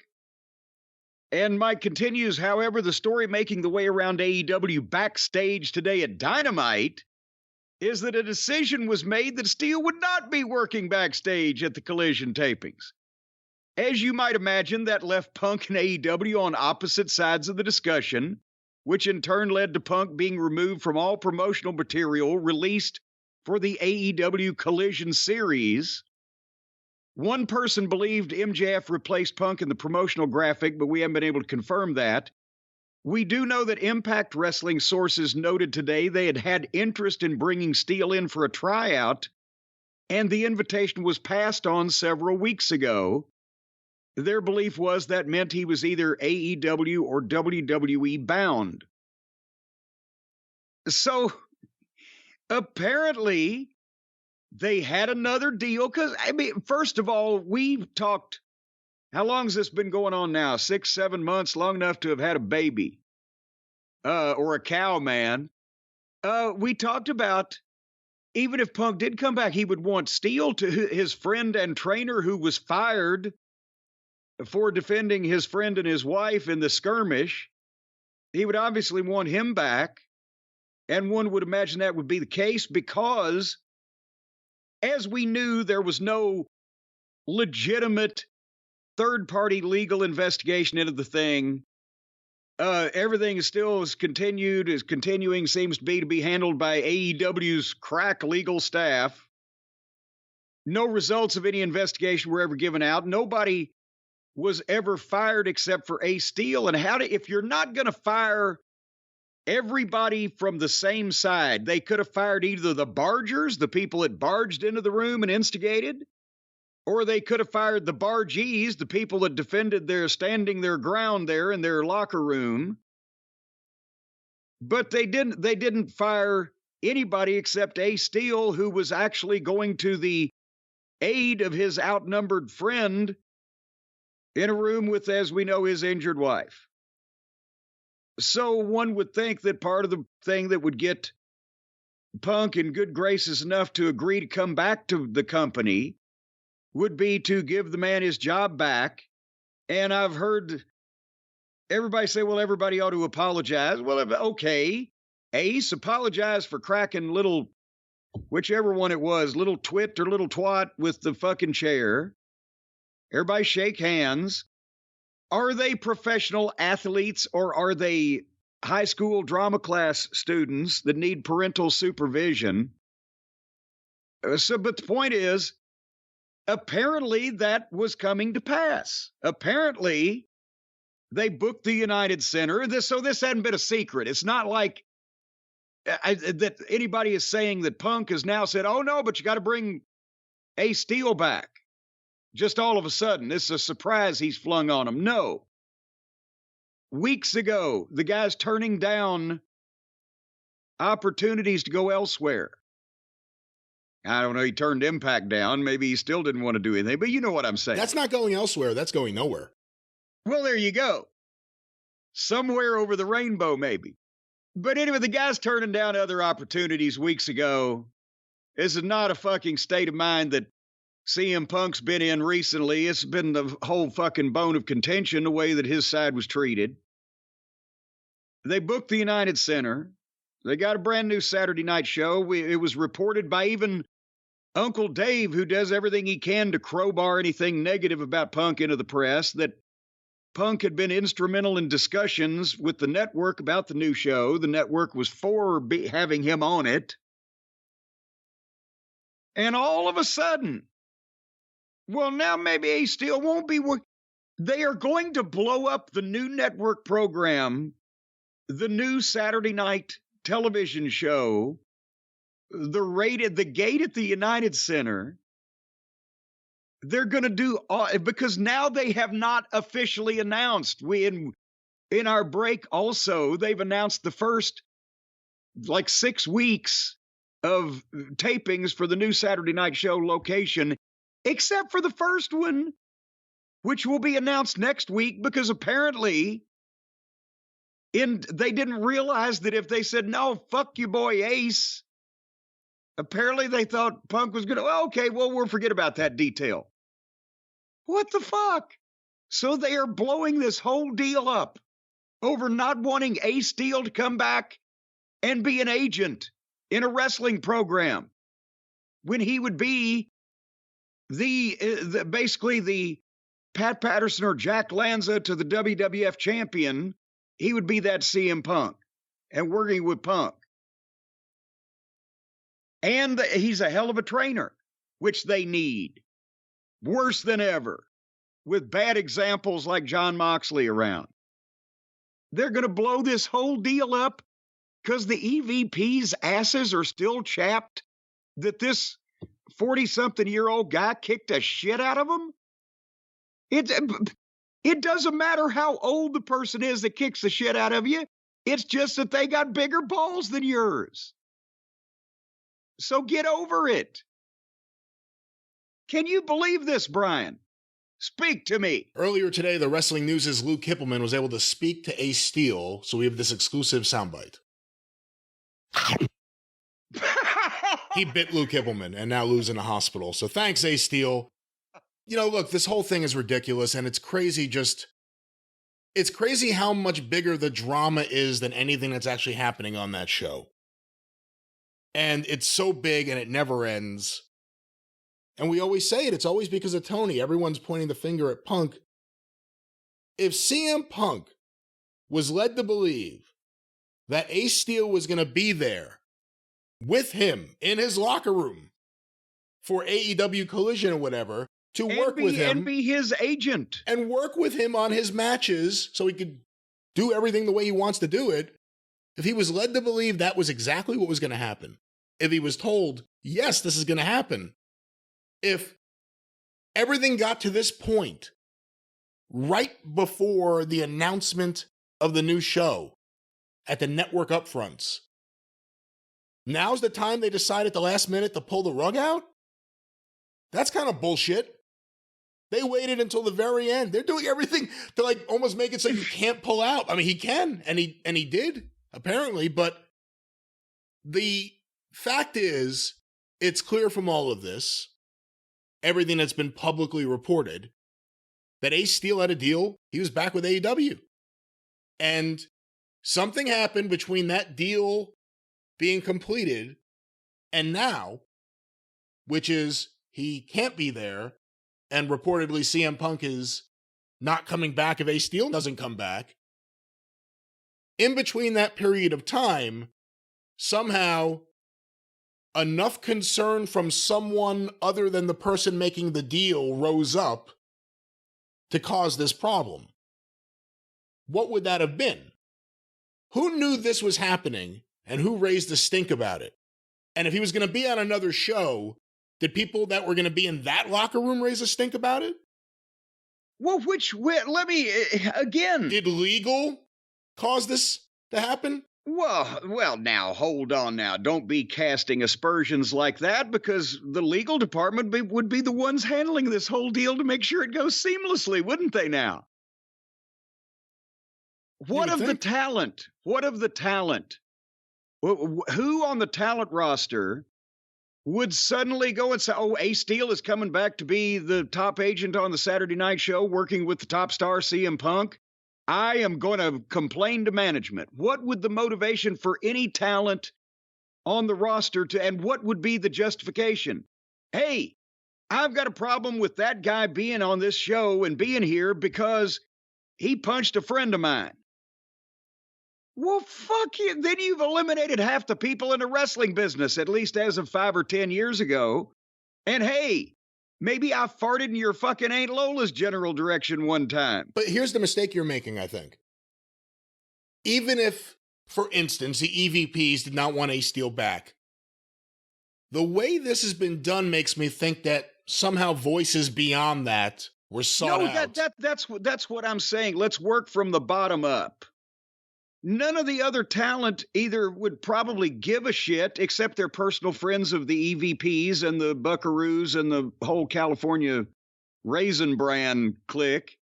But they have no personal issue because they've not had a goddamn confrontation with this guy or any kind of problem. So eliminate that. The only people that would have a standing and a reason to object to Ace Steel being there would be the people he had a fight with, or the people that have been trying to put this, or maybe not trying to put this deal together. See, you eliminate all of the people, and if some fucking guy on AEW Dark Rampage Elevation tube says, "Well, I don't like him," well, fuck you. He's the fucking top guy's agent, and you're a fucking preliminary jack-off, so hit the fucking road. So again, we're talking about a very small circle of people that would both have a problem with the guy being there and have a legitimate enough voice in the matter and Tony Khan's ear or whatever orifice he hears through to be able to make these fucking complaints to sidetrack this deal. That's where I'm going. The fact that they have not announced Chicago, but they've announced all these other dates for AEW Collision. I bet you they were going to announce Chicago until a couple days ago, whenever this popped up. Even from what I've read in some of the emails this morning, even Dave Meltzer on his show said that without CM Punk, Collision is Rampage. Do you think they're going to move this out of Chicago? I definitely think that they're looking around to see what they can do, because why else would they have announced, like I said, the second, third, fourth, fifth, sixth week and the exact location, because they're the same kind of buildings and the markets that they usually go to. Nothing's out of the ordinary there, at least that I saw. Maybe I overlooked something. Did you see? And they're going to be in Canada for 4 weeks. But what I'm saying is they're not playing NBA arenas, and they're not going to markets that they normally, wouldn't be expected to do well in unless it was some specific attraction. United Center, CM Punk, leaked subtitle of show The Second Coming. That's what they had planned. And apparently they thought that they could then jack this deal up at the last minute and he'd just go along with it. And apparently they found out very last minute that he wasn't going to, and they couldn't announce that because if he's not going to be there, they'll look like idiots if they run what do they seat in the United Center? 20,000? I'm not sure. And whoever would show up for that show would be chanting CM Punk at the top of their lungs as a fucking protest. So they can't do it without him. And as a result, he's bluffing, stalling, whatever you want to say. I've done it in wrestling promotion. Every wrestling promoter has done it. You think you're going to do something, suddenly you find out not. You don't know what you're going to do. You don't want to back yourself into a corner. If you've got a week, you won't announce anything. You'll announce an announcement or something. Did you see the announcement on Dynamite? We'll do the Dynamite review on the experience, obviously, but did you see the announcement? Well, yes, it was the announcement that we've already heard announced No, but you did ad nauseum, but with Tony standing in front of the announcement background to announce the announcement that had been announced earlier in the day when they made the announcement. He did my favorite thing once again. Back to you guys. No, thanks, guys. Oh, thanks, guys. Thanks, guys. As soon as QT and then points back at to him. you guys at the end. Thanks, guys. But that's thanks, guys. I'm here on a set that you've never seen in any other segment on this show ever. It's like I'm on a spaceship. But at least they're pre-taping him now. He's not coming out there and just winging it. But so that's the point. They got 7 days now. He's bought himself 7 days because you can't. I mean, buildings are booked. I mean, not as much as they used to be, but you know, when you've got 7 days to come up with a suitable location that you can sell, hopefully most of the tickets in the building to, and that it will host a, national cable broadcast. And, unless it's one of their buildings that they work with on a regular basis, especially, then there would need to be insurance forms filled out. If it was a new place, insurance, proof of insurance and building contracts and et cetera, et cetera. So it takes a couple days if you knew exactly where to call and they were open. So and I like the fact that, for so long everyone's like, CM Punk, he's just a disloyal guy. He's all out for himself. He's literally standing by the guy that fought with him to help him. And people are like, look at what a baby he is. Yeah, he's doing the right thing.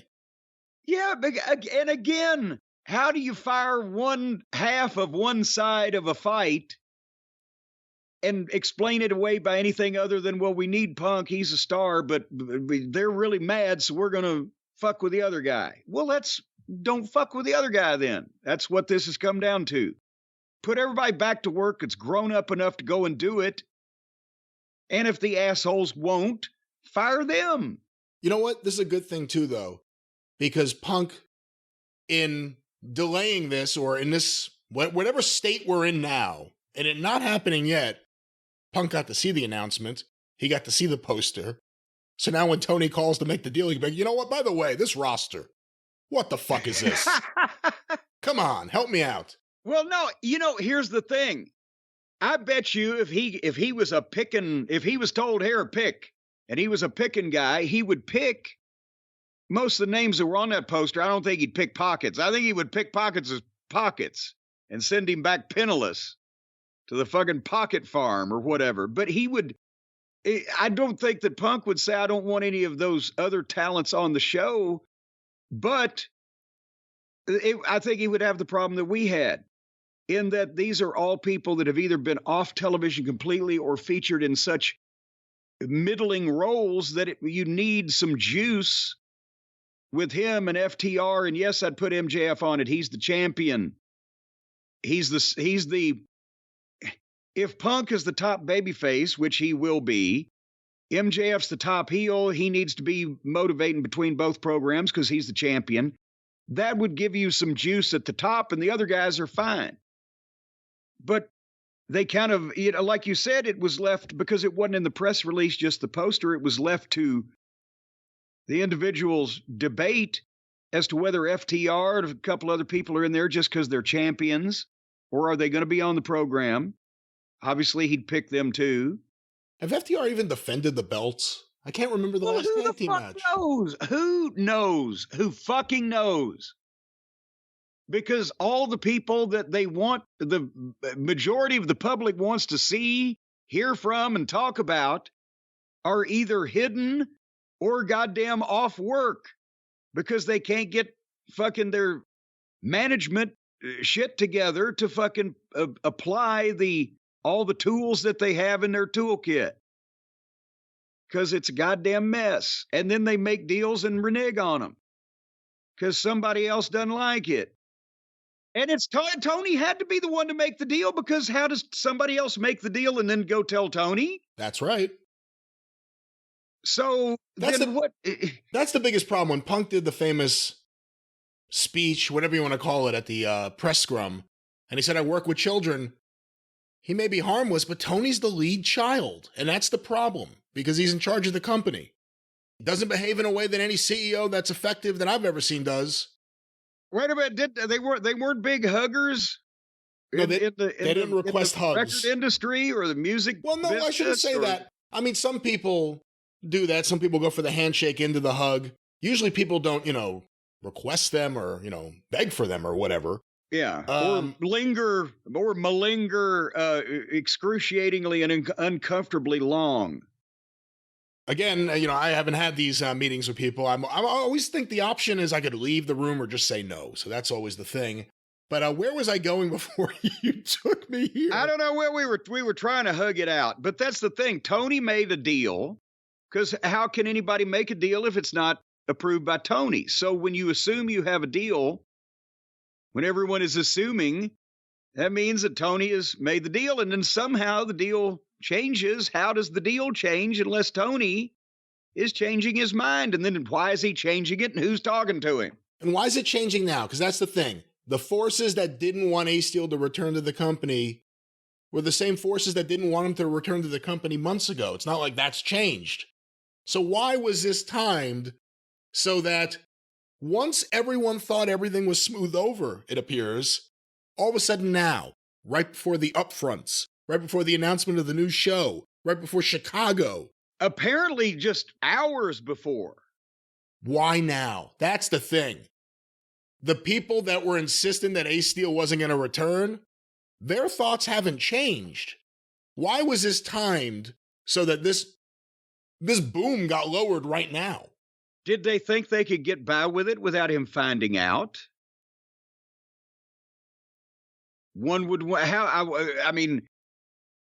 since we don't know what the exact timeline at Eastern time or whatever, Ace Steel or CM Punk or whoever's involved in this found out exactly what. Do you think maybe did they send out an email too early to somebody? That would be a thing Shitstain might do.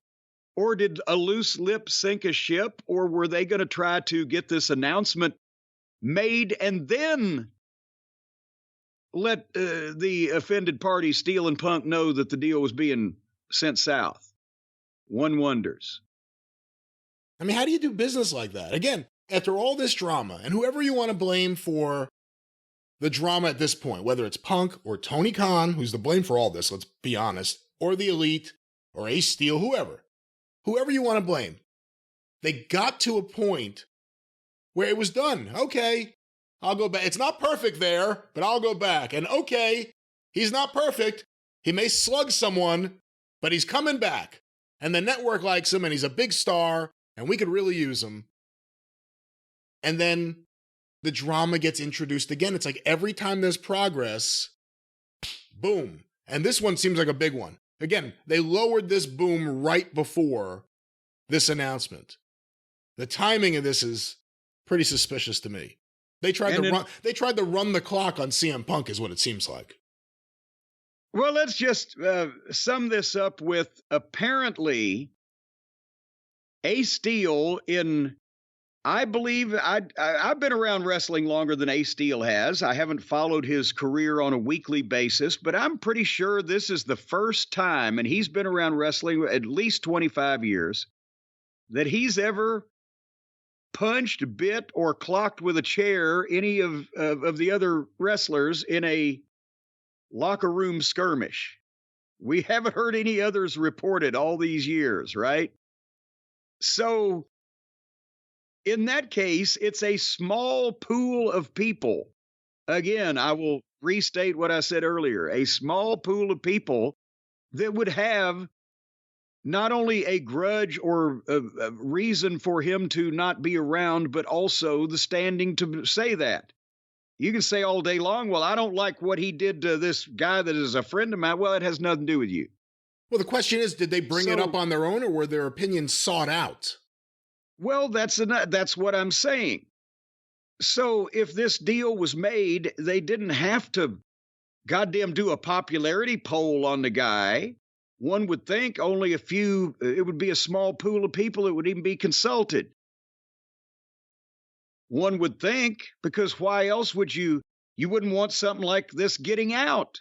So you wouldn't just go willy-nilly around and say, hey, does anybody mind if Ace Steel comes back? Just checking. Well, that would tip the whole fucking thing off. That would be the stupidest thing you could do. How would you feel about Ace Steel coming back? I wouldn't like it. All right, thank you. How would you feel about Ace Steel coming back? Yeah, that's what, and then the friends of the friends are going to say, that's the stupidest thing you could do anyway, because if they like the one side, they'll say, oh, yeah, and if they like the other, oh, no. So that's stupid, but nobody should even have on the roster have that say anyway, because they weren't involved. So it's a small pool of people. The EVPs and or the legal representative and or a couple of the other agents that were in the room, and Punk and Steele and his wife and Larry. Let's not forget about Larry in all this. He got some of his teeth loosened. So that should be the only people involved. And if everybody agreed on a deal and then suddenly something happens and it's being reneged on from the AEW side rather than the Punk and Steel side, then somebody's jacking around. Maybe so. I have a comment here from Larry that Lou Kippelman was able to get a little bit earlier today. Let me go to this. Apparently he's unhappy about all this. Well, but see, if everybody was as professional as that in this situation, we could move on. Then Ace Steel bit Lou, and again, Lou's in a hospital from an Ace Steel. But he's having all those shots in his stomach for the rabies. You know, a good tetanus round every now and then does help the system. But Jim, one last thing on all this, and we got to finish with this CM Punk stuff already, but when so many people email this in, we got to talk about it. Did you see CM Punk going after Brian Alvarez on Instagram? No, I'm not gramming on the Instas here. I've got so many other things to look at, so I'm completely in the dark about this. I had no knowledge this was coming. I don't know what was said to trigger this, to be fair, but CM Punk on Instagram, look everyone, Brian Alvarez doesn't like it when misinformed internet trolls make up rumors about him, so please stop making up rumors and stories for clicks, while Brian makes up rumors and stories for clicks. Okay? He's married, for God's sake. By God, that man has a family. And then in parentheses, Brian Alvarez, shut the fuck up and stop talking about me challenge day one. And then he posted... Wait a minute, hold on, stop talking. Was there punctuation in there you glossed over? No, it is the stop... It's the Brian Alvarez, shut the fuck up and stop talking about me challenge, day one. Okay, I thought you were saying he was saying Brian Alvarez, shut the fuck up. And... I thought that's what he was saying at first, too. All right. Well, anyway, it's a challenge, and will he make it to day two? But now, what instigated this from Brian Alvarez's chicken lips? I don't know, but then there's a couple other messages here that Punk tweeted out. This one's all sorts of fascinating. I'm loving this. This one, apparently, I don't know who this is to, but Brian Alvarez emailed someone to get a message to Punk, and Punk just put the email up, but it doesn't say who it went to. I feel stupid for even bothering to write this, but David Bixenspan is in one of his moods, and I've been reading the stupidest shit the last 3 days. If you ever talk to Punk about this, and I doubt you will, and I doubt even more that he'd give a fuck, please let him know that I do not, nor have I ever had any problem with him. It has been, and this is in caps, 4 years. And Bix still believes that I hold a grudge against CM Punk because he was dating Maria. The best part is that Wait, hold on, back up. Back up before we go any further. Maria Kanellis? Yeah. Well, why would Brian Alvarez have a fucking problem to begin with Punk dating Maria Kanellis? That's his sister. What? No, I'm fucking with you. I was about to tell no.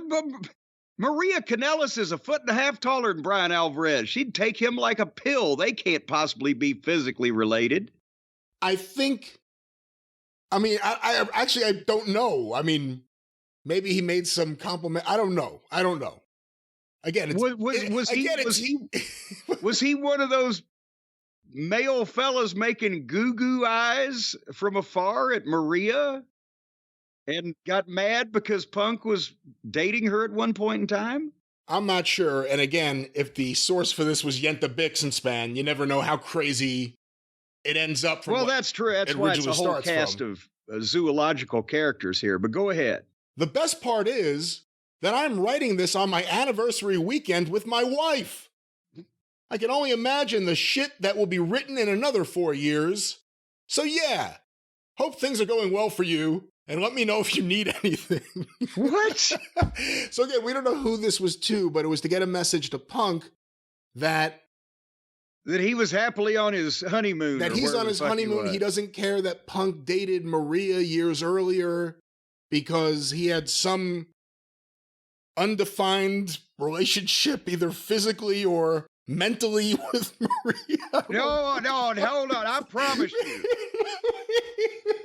I've known Maria for quite a while, and I look at the two of them, and I think, no, there may have been a mental relationship on fucking Alvarez's part, but I don't think they've, unless in some way or another she's ever beaten him up at a wrestling match, there's not been any physicality. Well, I'll see what else we can find out about this, but Punk then put up another message. Friendly reminder, I haven't been on TV in 9 months. And y'all still just can't stop talking about me. Maybe stop. You'll feel better. Love, hate, it's all the same. I don't enjoy being the sole person that props up the entire misinformed clickbait industry based on toxic gossip from lying sources. But what can you do? When you're the king, it comes with the crown.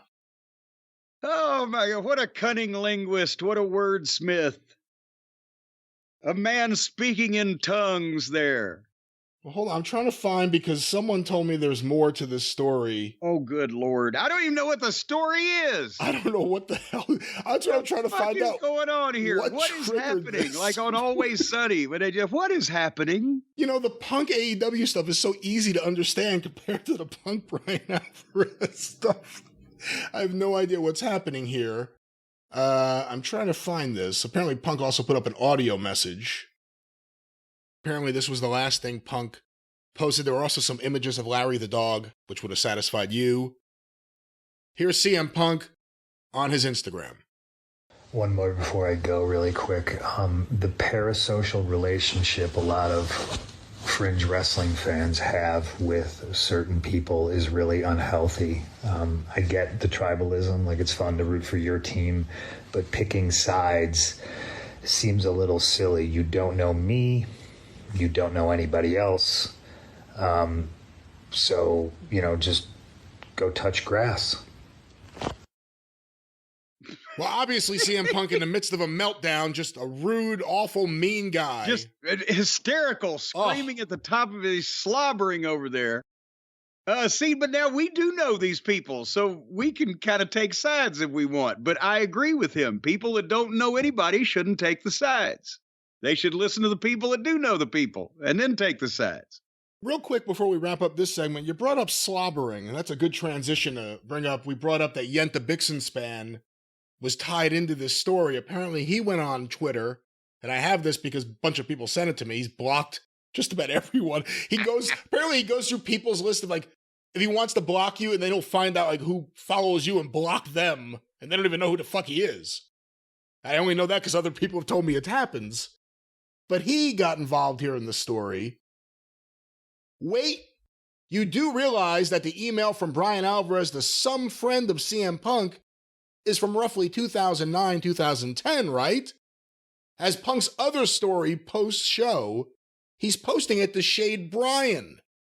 I think I knew about this at the time, but I don't remember who Brian sent the email to. What are these? Are these transcription notes of, like, him doing stream of consciousness therapy at his psychiatrist's office? Is this supposed to be understandable? Well, here's the real story, because here's the real story. David Bixenspan, Yenta Bixenspan, hates Brian Alvarez because for a while, Brian Alvarez, for reasons that are inexplicable, because if you saw the way that Yenta Bixenspan behaved on Brian Alvarez's message board, you wouldn't say, hey, let me turn over my newsletter to you. But Brian Alvarez did that, and for a while, Yenta Bixenspan was, I don't even know what his exact title was, but he was the front page story writer for Bryan Alvarez's newsletter. Bryan Alvarez decided to move on. Yenta Bixenspan has yet to move on from it, and he hates Bryan Alvarez. To go with that, from way back in the days where guys like CM Punk or whoever would go on the internet and interact with weird wrestling fans like he just talked about, Yenta Bixenspan was one of them. He knew Colt Cabana. He knew CM Punk. At a certain point, Punk stopped talking to Yenta Bixenspan, and Cabana started paying Yenta Bixenspan. I know that. Yeah, and then all of a sudden he hated Punk. There's a mirror image of personalities. One guy says, this is somebody I don't need to be fucking speaking to anymore. And the other guy says, let me hire him to work for me. That's the real dynamic here at play. But here's the next tweet. He's responding to Bryan Alvarez, who, after all of this, just wrote, LOL, what? David Bixenspan, Yenta Bixenspan, responded to that. The guy who you baselessly framed as a sexual predator in your newsletter a few months after you found out he was dating a woman you had a, and then in parentheses with a question mark, worked crush on, is still mad at you about it 17 years later. You know, that thing you vociferously defended writing at the time. And then there's a article here, I guess from Bryan Alvarez's newsletter. In the highlighted portion, there is a belief that he's dangerous around the girls. What? And the term used was girls, meaning that just because he might have hooked up with a particular girl means nothing, or vice versa. Let me continue for a second, though, out of the highlighted. I don't know if that's the case or not, but that's the belief. And apparently this is a whole section about heat on Punk. So wait a minute. So... This is great. This is so fucking funny. Yenta has been keeping a file on this fucking guy for almost 20 years because 20 years ago, Bryan Alvarez had a crush on Maria Kanellis, and he was upset at CM Punk because CM Punk had the temerity to date more than one woman in his entire life. And now they're fighting about it when they're in their fucking 40s. Is this what I'm being led to believe here? I guess, I mean, again, it's all so bizarre. And here's another one. Someone says Alvarez was crushing on Maria, and Yenta responds, it seemed like it was mostly a gimmick, but then shortly after she and Punk, and then parentheses, accidentally, went public as a couple, all of a sudden, Bryan's newsletter was constantly full of weird, obviously planted anti-Punk stories. In 2009 or whatever. Is history repeating itself, but over a man crush instead of a woman crush? That's interesting. That's very interesting. These crushers, I'll tell you, Crusher Lasowski never did this. Well, he didn't have Twitter. Let's be fair. Hey, can I say just a couple of things before we wrap this up? One, we brought up slobbering at the top. I just want to say once again publicly here, because he denies it. I'm going to talk about that in a second. Yenta Bixenspan had drool go off his face, off his mouth, sprang forth, and drop onto my then girlfriend's hand as it was on the window of my car. I remember you telling me about this years ago. Oh no, this happened. And again, if he wants to publicly say that it didn't happen, I will get her on the show. Because I had to pull it out of you there because you mentioned in passing the time that he drooled on your girlfriend. I was, wait a minute.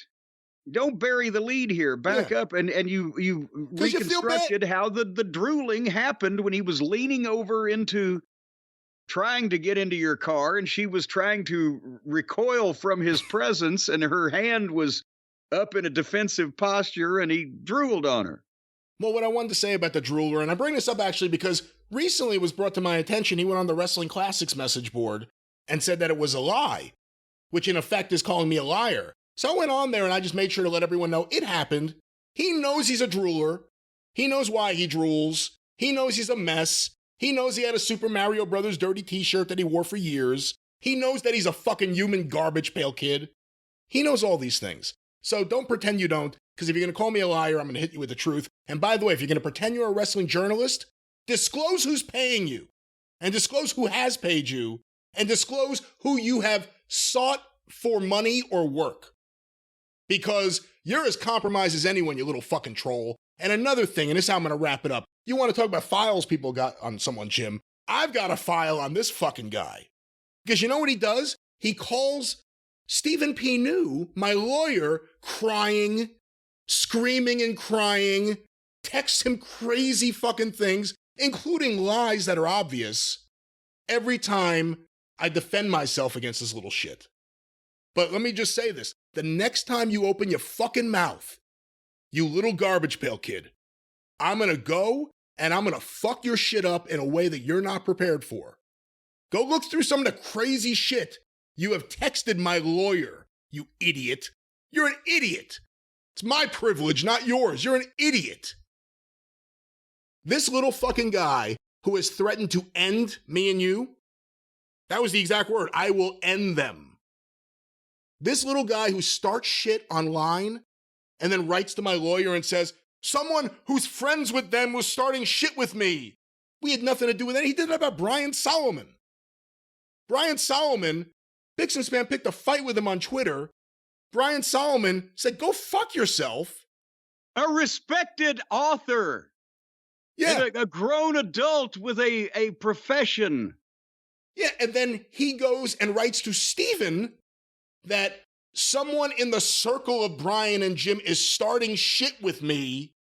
They better not say anything about it. Hey, just so everybody knows, my circle was squared a while back. It's a very small one.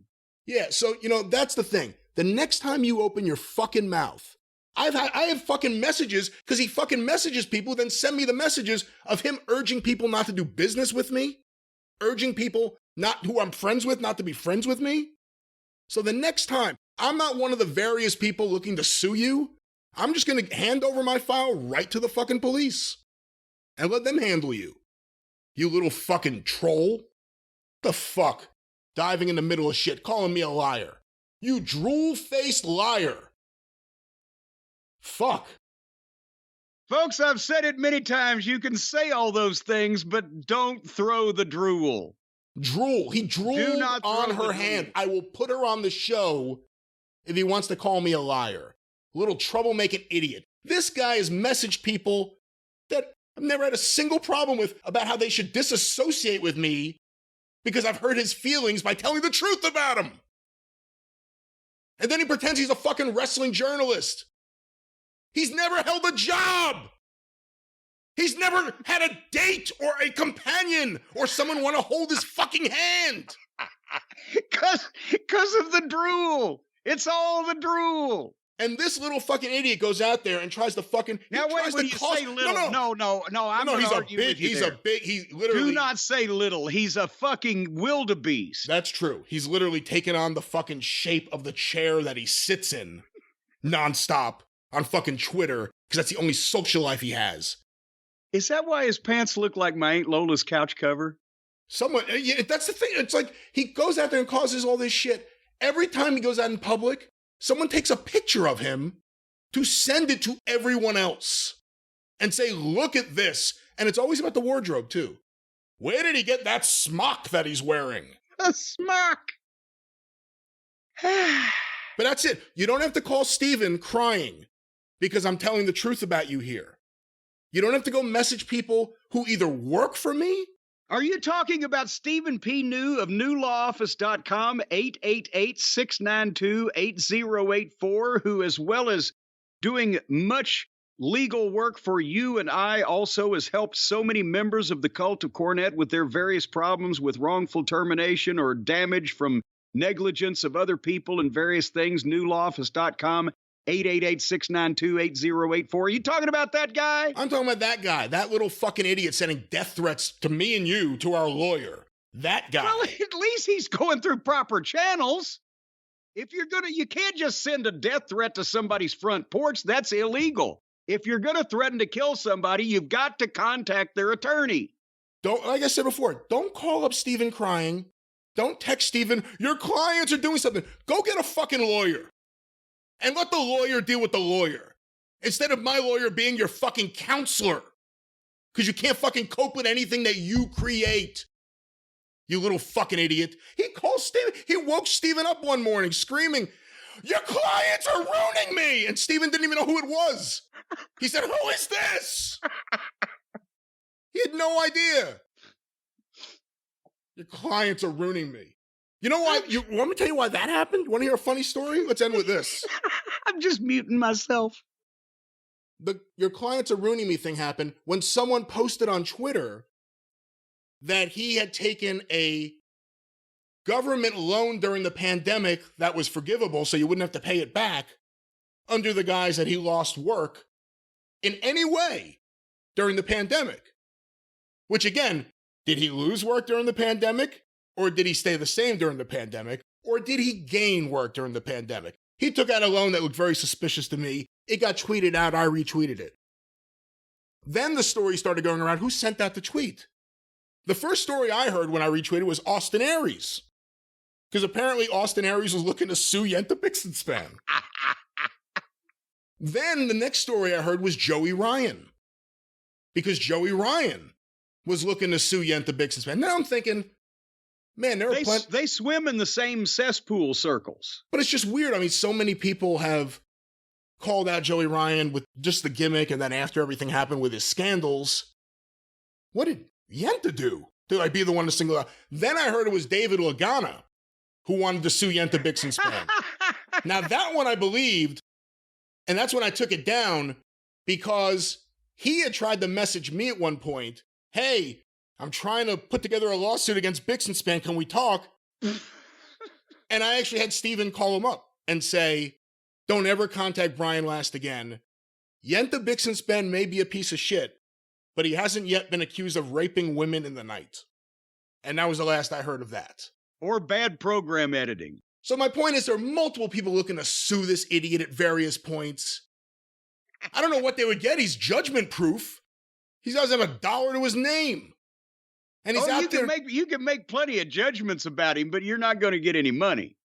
Little idiot threatening us. That's what I have to say about that. Stephen P. New. My face hurts now. Folks, again, I apologize for my inflammable colleague, the great Brian Last, who says these controversial things while I try to maintain an even keel and stay. Can you imagine? I'm here. I got a family. I got a house. I've got business. I've got businesses. I've got interest. I've got an adult big boy life. And you got a dry mouth. I've got this troll. Do I sound like I have a dry mouth? Well, no, you're compared to Bix. I got all this going on, and I have this troll with nothing and no life experiences, alone and miserable in his own filth, living in squalor, who constantly is starting problems and blaming everyone else. So I want it to be known publicly. If you get a message from him about me, send it to me, because it'll go in our file. Because enough of this. He's not a journalist. He's barely a human being. Fuck. Threaten me. I have bills and shit. This little motherfucker has nothing. It's easy to sit there and start trouble when you have nothing, your parents have nothing, you have no hope of ever having anything, and the only joy you get in life is sitting there and trying to fucking attack people. But I got the messages he sent people. Fucking coming and trying to cost me business and trying to cost me friendships because he can't take me telling the truth about him. But now I have to disagree with you. You says he has nothing. He has the squalor and the filth. I don't even know if he has that Mario t-shirt anymore. So who knows how much filth he still has. Certainly he's wearing some type of moo-moo or slip cover or garment to cover the expanse of him, one would think. It doesn't have to be the Mario t-shirt. If your clients say anything about me, I will end them. Jesus, what are you, fucking Batman? What the fuck is that? He's Moxley.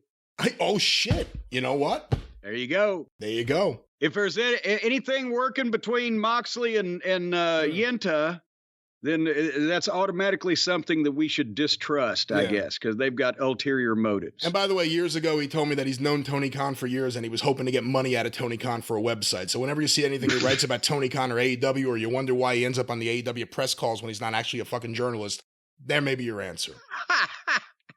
Let's move on now. And again, if you have any problem with what I said, go get a fucking lawyer and have your lawyer call my lawyer. Don't call my lawyer crying. You've never been in a courtroom. You don't know how anything fucking works on an adult level. Let's move on with the show, Jim. Let's go to some questions from the Cult of Cornette, from the Cult of Cornette Facebook group. This first one, Jim, was sent by Tony Kuwenka. Oh, wait, I thought you were going to say Tony Khan. Tony Wanka. Tony Kuwenka. Kuwanka. Does Jim know what twerk is? What? That's the whole the twerking thing is where the young ladies of the modern generation bend over like they're taking a shit in the woods and then bounce their ass up and down violently. Is that basically the Reader's Digest version of it? I don't know if I would use the word violently. I've seen on funny videos on TV, I've seen some, and then this one guy was a big funny rap videos. concert. Yeah, the big rap concert. This girl bends over in front of him, sticks her ass up in the air, and starts bouncing it up and down, and he stands behind her like he's gonna give her the business. And when he hip thrusted her, she did a fucking front flip and took a backdrop off the front of the stage. It was goddamn great. You watch funny videos? Well, every once in a while, you see it pop up on the television. While I'm signing action figures, I got things going on in the background. Not all twerking ends with someone going headfirst off a stage. Well, no. Sometimes you could fucking go ass over tea kettle off the stage. All right, let's get another question here, Jim. This one was sent via the Cult of Cornette Facebook group by Bryce Vowen. What? See, now every time I read one of these names, they sound fake to me now after you said they all sound fake. Where did Parts Unknown originate, or where is it? Well, I like the brief questions. Get right to the point. In all honesty, this is the legitimate, I'm not, making fun now.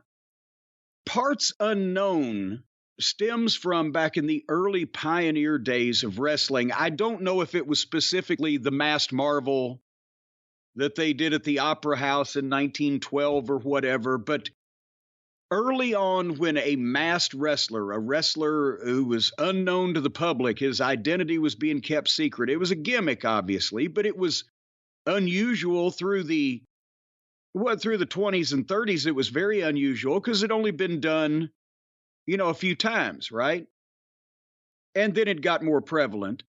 But you couldn't say, if you didn't know who the fucking guy was, you couldn't say, well, I don't know who this guy is, but he's from Cleveland. And in all the programs or in the newspaper ads or the publicity for the match, especially in those days, like in boxing, they would print the guy's name, his weight, his hometown. It was an athletic contest. And you'd say, Brian Last, 203 pounds from Teterboro, New Jersey, or whatever. Never Teterboro. Well, that's when you were a heel to get heat. But, and so they came up with, he's from Parts Unknown, which was a way in those days of saying we don't know where he's from. And that terminology, even though it was in general population, it fell out of fashion to say, well, he's from Parts Unknown. And, I don't know where the fuck he's from.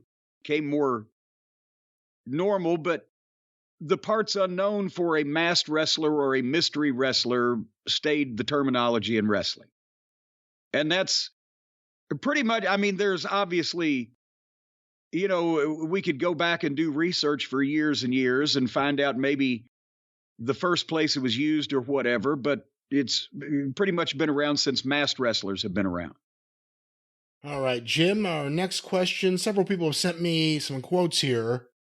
Wanted to get your thoughts. Booker T had this to say on his podcast. I had an agent in WCW.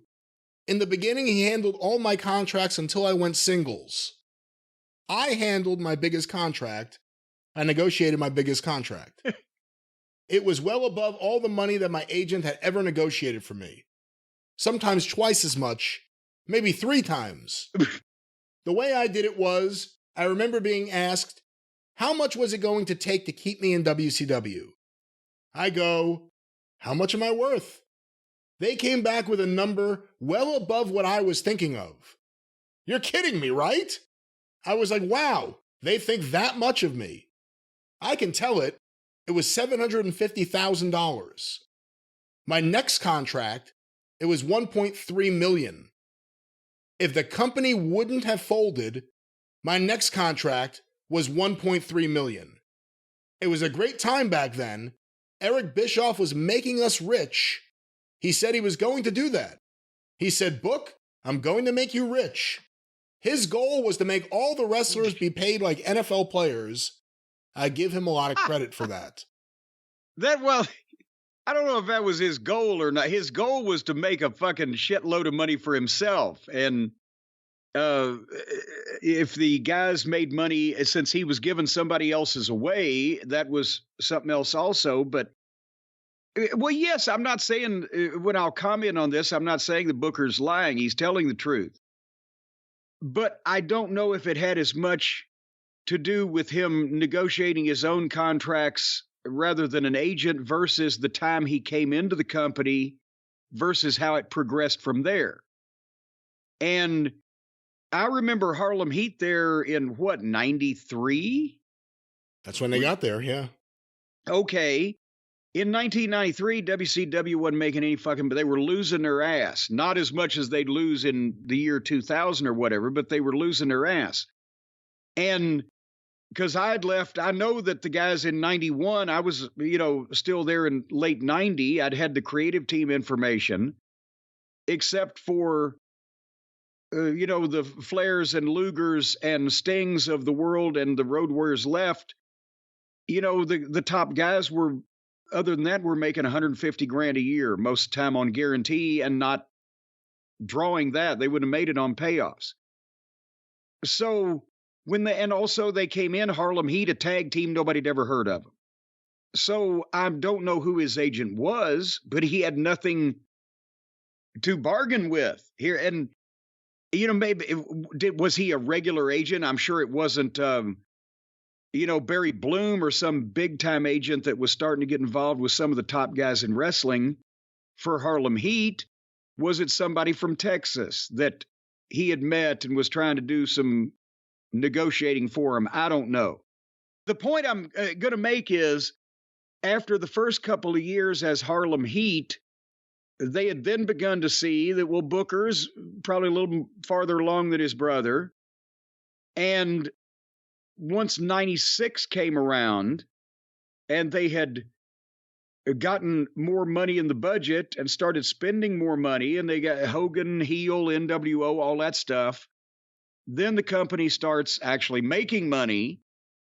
And then, at the same time, they were moving Booker out into a singles position. So I guess what I'm saying, by the natural evolution of what was going on there from 1993 until 2001, that would be what would have happened to him anyway, even if he had an agent. They would have given him more money because he was a top singles guy. And then when Bischoff comes in and they start the hot run, he was giving everybody a fucking fortune.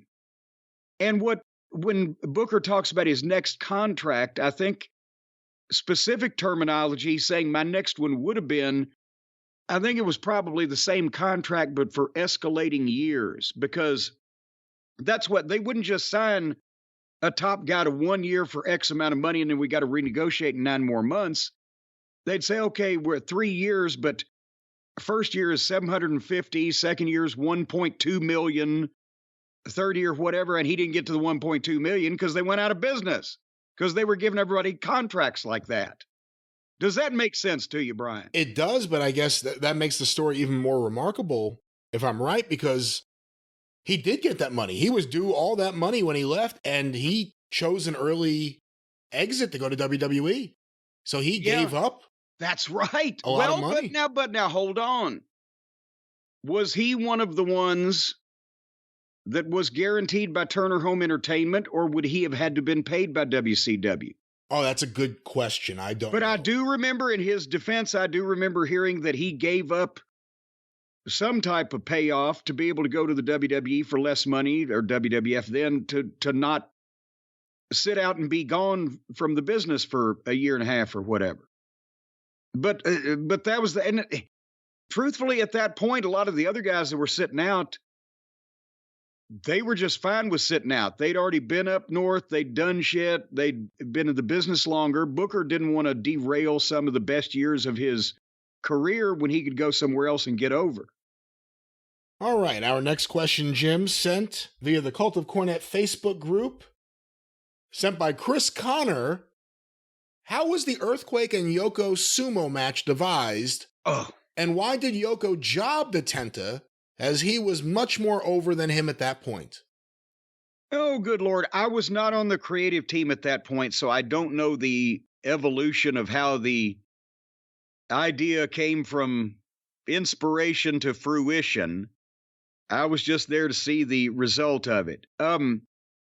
It was an idea that Vince was going to like, because Vince likes big guys. Vince likes gimmicks like this. And definitely at that time, also in the early 90s, he liked stuff like that. He liked Yoko being a sumo, which we talked about in the Yokozuna biography on A&E. And he knew also that Earthquake, he loved Earthquake because he was huge, but John Tenta was a legitimate sumo wrestler, whereas Yokozuna, Rodney, never was. That was just his gimmick. But Tenta, before he was a pro wrestler in Japan, had competed at a high level. And so that fact was brought up to him. And I'm sure Bruce, maybe, I don't know if Pat was involved in that. That may have been when, at some point when Pat was on a break, but I would have to think that maybe Pat would have known that it probably wouldn't have worked out stellarly in the ring in actual execution. But the point was, they took the ropes off the fucking ring and had Yoko, who at that point was easily 600 and something pounds, and Tenta, who was, what, 450, you think, Brian? Or 425, somewhere around there. Yeah, maybe around there. I don't think he was his heaviest then. Well, but also he was deceptively tall. He was like 6'3", 4 or 5, something like that. But the point is, they had no ropes on the ring. They had to bull and push each other until somebody went to the floor. Well, think about it. How do you take a bump to the floor out of a ring with no ropes on it? It's not, and you're that size, right? It wasn't going to be spectacular anyway. And it ended up that Yoko just took a bump on the apron and rolled off to the floor. But otherwise, there was nothing they could do. And Earthquake at that point wasn't particularly over as a babyface that the fans were going to be rabid about this thing. They were more rabid than I imagined they would be when I saw it, just because they were the early 90s WWF fans and Yoko had heat. But it was brutal. And I think they did a couple of those. But it was just bull and push and whatever until somebody goes to the floor. Our next question, Jim, sent via the Cult of Cornette Facebook group by Donnie Howard. Maybe an impossible one to answer, but who started the steel chair to the head spot and where did it originate? And I guess to the bigger topic, it's amazing how many things there are in wrestling that we take as, we take for granted. They're just givens that we have no idea where they really originated. Well, and there's no way to tell on that one. And then even before steel chairs, there were chairs, because you see pictures, from the 30s of the Dusek brothers, the Riot Squad, throwing the announcer's table or a row of ringside chairs. In some buildings in the old days, they used to be hooked together, though even the wooden chairs, and it'd be like a row of chairs or they'd have some furniture in the ring, shit that was found around ringside. That kind of wild shit was going on when Toots Mondt invented what did he call it? Western style slam bang wrestling in the early 30s, which he had seen in Texas when he was working for Cal Farley and the original Dutch Mantel and all of those guys that 20 years before Dory Funk Sr. even moved there. So they were always, especially in smaller markets, or out west of places they didn't have an athletic commission, matches got wilder because they wanted to bring the people back, and people liked that kind of shit. So there's no way to tell the first wrestler that got whacked over the head with a chair. The steel folding chairs are more modern. Well, I say modern 50s, 60s, device in the arenas that it was easier, actually. It makes noise. A wooden chair doesn't make a lot of noise. And the metal folding chairs, because back in the 30s and 40s, a lot of those chairs in the arenas didn't even fold up. They were just chairs with arms. And guys, you had to figure out a way to hit a guy with it. So the folding chair became easier and more popular, and as at the same time wrestling opened up and got wilder. And safe bet to say that more than likely a fan tried to use a chair on a wrestler before a wrestler tried to work a chair and use it in a match? Well, that could be a 50-50, because it would probably be a thing that, a wrestler as of the 20s might have thought of. But when Frank Gotch was wrestling George Hackenschmidt, did any fan who lost money on a bet get mad enough to chase Hackenschmidt with a chair? That might have happened too. So you can't really tell. But the whole thing, it was a natural extension of the atmosphere. If two guys got in a fight or a scuffle and rolled through the ropes and they end up on the announcer's table and they're either slamming each other against it, or they're trying to turn it over on the other guy, or they grab a chair and wing it at the guy, that's just part of the thing. They didn't actually plant the entire, population of a Home Depot under the ring for guys to pull out at various points all through the night. But in terms of things we don't know the origin of, like blading, that's always been a debated thing. Some people say Danny McShane, other people say it was happening before then, or someone else did it. Yeah, and it probably happened out west, maybe in Texas, but there was stories in Tennessee of a guy that had some type of invisible scalpel. Or no, that was Texas. One of the guys had an invisible scalpel that he seemed to slice his opponent with. You can't tell for sure either. And then there was another way of doing it that actually, Troy Graham, the Dream Machine, has even done one of these. I'm pretty sure Ron Wright would do some, Don Fargo. But that goes back to the pioneer days also. Guys would pre-blade themselves. In like hours before the match, they would actually just go and fucking over their eyebrow or whatever. They'd pre-blade a cut, and then they would they'd stop it from bleeding and put the new skin shit on it, right? That the doctors did back in those days. Yeah. And then at the appropriate point in the match, they would tell the guy which eyebrow to really fucking punch. And it would open it back up. I've seen footage from the 80s of guys coming out there with clearly something. I always figured it was something like new skin. I always thought it was just holding something together from like the previous night's match, not setting up the blood for that night's match. That's interesting. It just depends. It was, and especially if you'd done it the night before, it was easier than getting it again. But see, then a lot of guys that were heavy with the blade, I know we're off topic here, but a lot of guys that were heavy with the blade got so much scar tissue because they would try not to go deep once, but they would go lightly several times. And they'd get the blood, but then they'd have to do it again because it would have scabbed over and grown by the next night, so they'd have to do it every night again.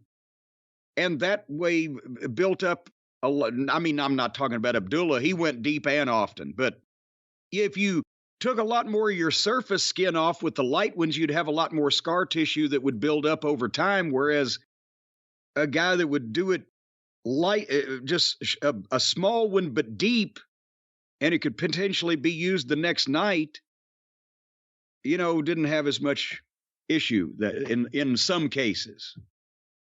But I digress. But again, we don't know where it originated from. No, nobody does.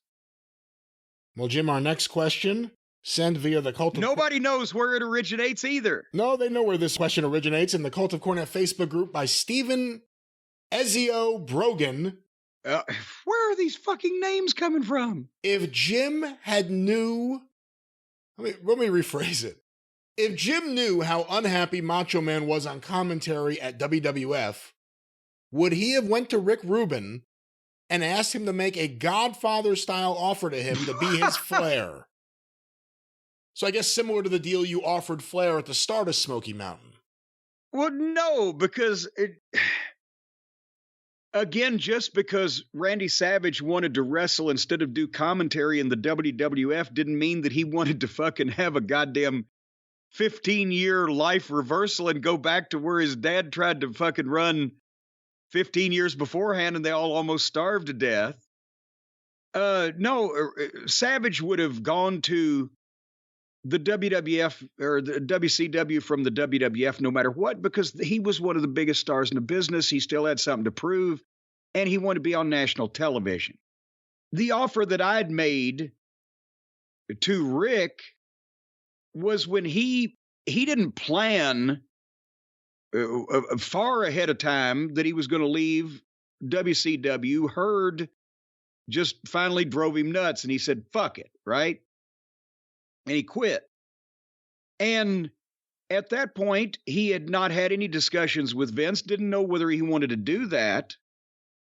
And he was just talking, he was just bullshitting with me on the phone one day about, well, I might do this or I might do that. And so I'd asked Ruben, and I told Rick, I said, look, if you don't want to go to work for Vince for a year or whatever, you want to take some time, you can go to Japan and they'll pay you 6 figures a year. And I've talked to Rick Rubin, he'll give you 10 grand a piece for one shot a month, wherever we would, TV, Knoxville, whatever the fuck. So you're going to make a couple $100,000 a year, whatever the fuck you do. So think about it. But he didn't want to stay off TV either. National TV, worldwide TV, Flair. So he did, rather than, and I said, you could be in Japan for 10 weeks and work 1 day a month here and make almost as much money as anybody else right now in the business is making anywhere. But, he wanted to go be the WWF champion. Looking back now, if you had done that deal on Ric Flair in 1992, starting in 92 for at least a year, you had him for 1 date a month, whether it's Knoxville or, like you said, TV or a big show. And for this argument, because this was the question, late 94, same thing. Randy Savage, similar deal. $10,000 a month for 1 year. Looking back now, knowing everything you know and knowing things that were done right, things that were done wrong, things you couldn't control, things that you could control, would either of those things made a big difference, do you think, in business for that year? How do you think that year would have played out in 92 for Flair and 94 to 95 for Savage? Oh, the one time that we had Randy in Knoxville, it drew very well because Savage was over in Knoxville from the ICW days. And at the same time, he had been one of the biggest stars in the business and people wanted to see him, and he could still work. And remember that night he offered to put Bruiser Bedlam over because he said, I'm not coming back and he's your top heel. He was business minded. I think that Rick in the start would have helped us more with television. Because see, the thing is, when we made the offer to Flair, that would have been pretty much from the start of the promotion. So we weren't even on TV yet. He would have helped. Well, when you say start of the promotion, you mean the taping at the Bobby Fulton show, or when you... No, before we were really up and on the air and everything yet. This was the start of 92, right? What time period did he leave and when did he start in WWF? Flair left WCW I believe at the end of spring of 91, he first showed up in WWF. I think he first showed up in either August or September, but the belt showed up obviously before him. Okay, yeah, no, this was when I was still planning. Yeah. So he would have been held to that deal for 1 year while you were playing. So, I mean, because it was months before you ran Knoxville, obviously. It was half a year before you even had TV. Well, but again, that's the thing, is it had just happened. So it's going to take him a month or two to do anything, which it took him 3 or 4 months to go up there. But I knew that we were going to do a taping. I knew that he was Rick Rubin's favorite wrestler. And I knew that we were going to, he would obviously be a catalyst for us getting on television, for drawing the houses early on to advertise Ric Flair's part of this. But we had no, that's the thing, is Rick would have probably, using his name, we could have got better television in the first year, or television easier perhaps. We could have got maybe sponsors to take a look more closely, and we could have drawn better crowds earlier in Knoxville, or if we'd have put him in Johnson City 1 month, or if we had him tape something for television. But Savage would have been a better benefit to our gates overall, because we were up and running for a couple years at that point, and people were already watching the television. It wasn't like a brand new thing. It was starting out where it'd be, oh gosh, there's Ric Flair, and well, there's Cornette, and we recognize a couple other guys. It was more of an established crew. So Savage would have come in as a main event talent in something that was already established. I think he would have probably helped us draw more because of that at that time period. If you have Ric Flair for the first year and you only have him for, let's say, 1 day a month, do you put the belt on him? No, because we talked about that, and that's as far as it went. Was again a couple or 3 times when we were both living in Charlotte, and he had called me to write his resignation letter. Remember, I think I've mentioned that before, but I'm the one that actually wrote the letter that he sent in to her and said, "Fuck you, I quit." But he wouldn't be the OVW. He wouldn't be the Smoky Mountain champion. He'd be Ric Flair, and we could potentially use some other type, like if he was going to deal with a Japanese group, and we could use some kind of international title to make something even bigger. But no, you wouldn't need to put the belt on Flair, but he would be in the mix in some way with everything. And people on the full-time roster would potentially aspire to get that main event match in Knoxville with Ric Flair, or if he did come out and say, you know what, Reggie Morton, I took all the fucking skin off of you 7 years ago, and I'm going to do it again. And have that, you could do a variety of things and it wouldn't get old. Do you think having someone with the level of charisma that Ric Flair had, or, had at that time, do you think that would have outweighed the complete lack of charisma from a Tim Horner? Nothing outweighed the black hole of charisma. He sucked others' charisma in from those around him. Nothing outweighed that.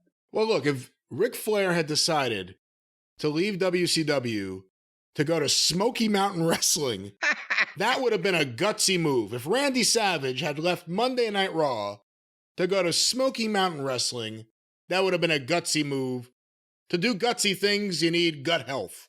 Well, and that's the thing, is both of those guys, that's why they were so successful. They had tremendously healthy guts and great gut instincts, and they both ended up doing just fine. While me, I was overeating triple cheeseburgers and had a lousy gut back then. But now, folks, we can all have great guts. Well, you don't have to gut it out anymore in order to get a good gut. All you've got to do is deal with our friends at Seed, because they won't let you go to Seed, because Seed's DS01 Daily Synbiotic is what we've been talking about for I don't know how long now. It's helping everybody. Because, this whole thing is complicated. You need a PhD and a graduate of major universities to be able to figure out all the things that go into good gut health. Your skin alone is home to trillions of microorganisms, which skeeved me out when I heard about this. And then Similarly, your gut has its own little world that it's running down there with trillions of organisms that are all living and working and driving and traveling and fucking and pissing and shitting all in your insides. And you got to make sure to tamp those things down and keep them under control. That's why you get in the habit right now of digesting 2 capsules of Seed's DS01 Daily Synbiotic on an empty stomach, either first thing in the morning or a couple hours after your last meal. I'm not talking again about a last meal of someone who's on death row. I'm talking about for the evening. You take a couple of these Seed's DS01 Synbiotics, and Brian, you know what it does. It supports your gut microbiome. It nurtures your gut-skin axis. It influences diet, stress, exercise, antibiotic usage, all these things. You got to keep control of your gut.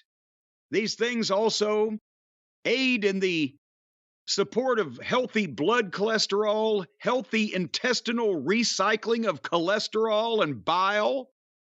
So if you don't get enough recycled bile on this program, folks, then get some from Seed's DS01 Daily Synbiotic. And right now, what you need to do, just go to seed.com, that's SEED.com/drive, and use the code DRIVE. You'll get 30%.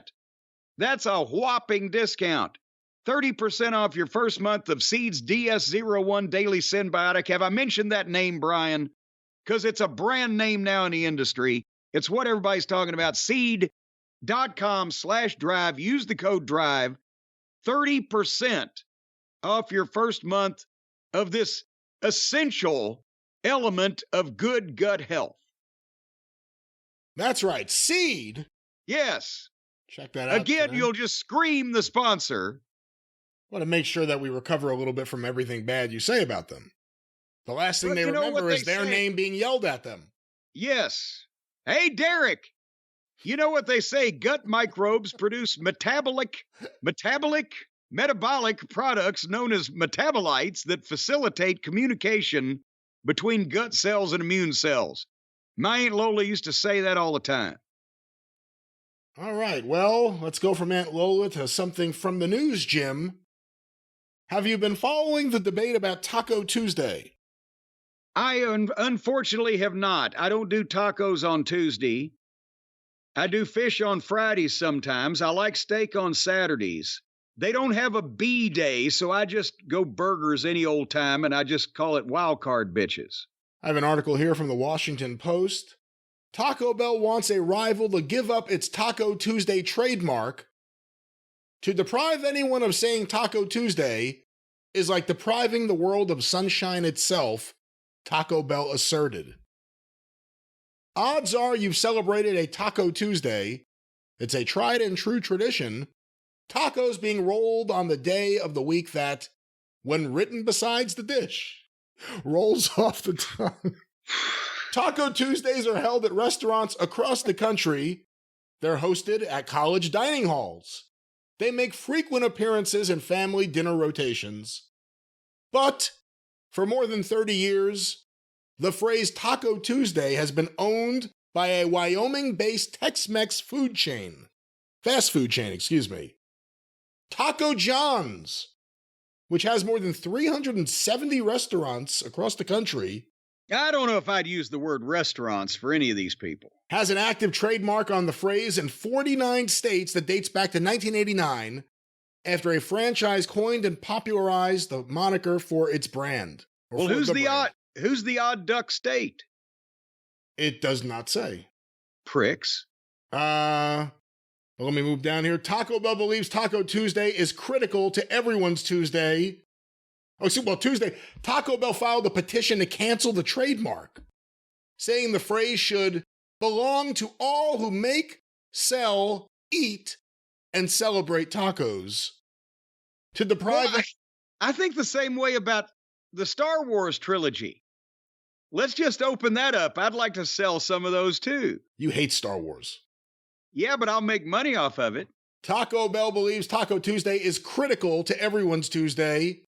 The company's petition to the U.S. Patent and Trademark Office said, To deprive anyone of saying Taco Tuesday, be it Taco Bell or anyone who provides tacos to the world, is like depriving the world of sunshine itself. Taco Bell also filed a second petition to cancel the Taco Tuesday trademark owned by the restaurant Gregory's in New Jersey, the lone state where Taco John's trademark does not apply. Bingo! There you go. It had to be Jersey. Let's talk a little bit about this. Taco John's has a trademark for Taco Tuesday. It's a phrase that most people probably don't realize is trademarked. Feels like it's just part of the environment now.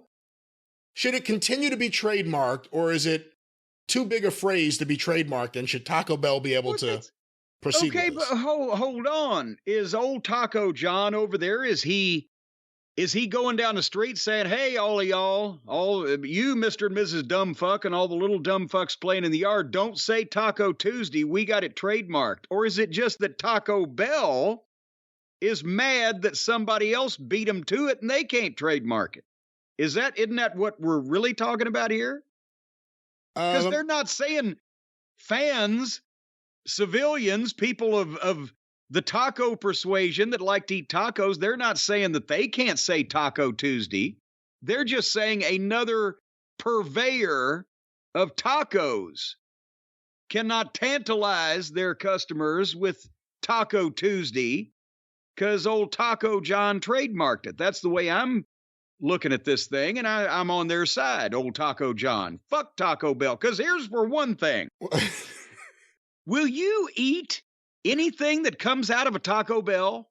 It depends on what time of day. Except maybe a hot blonde between 25 and 30 years old, but I'm talking about the food. Will you eat anything that comes out of a Taco Bell? If you will, you're a braver man than I. You got great gut health, and you're going to need it.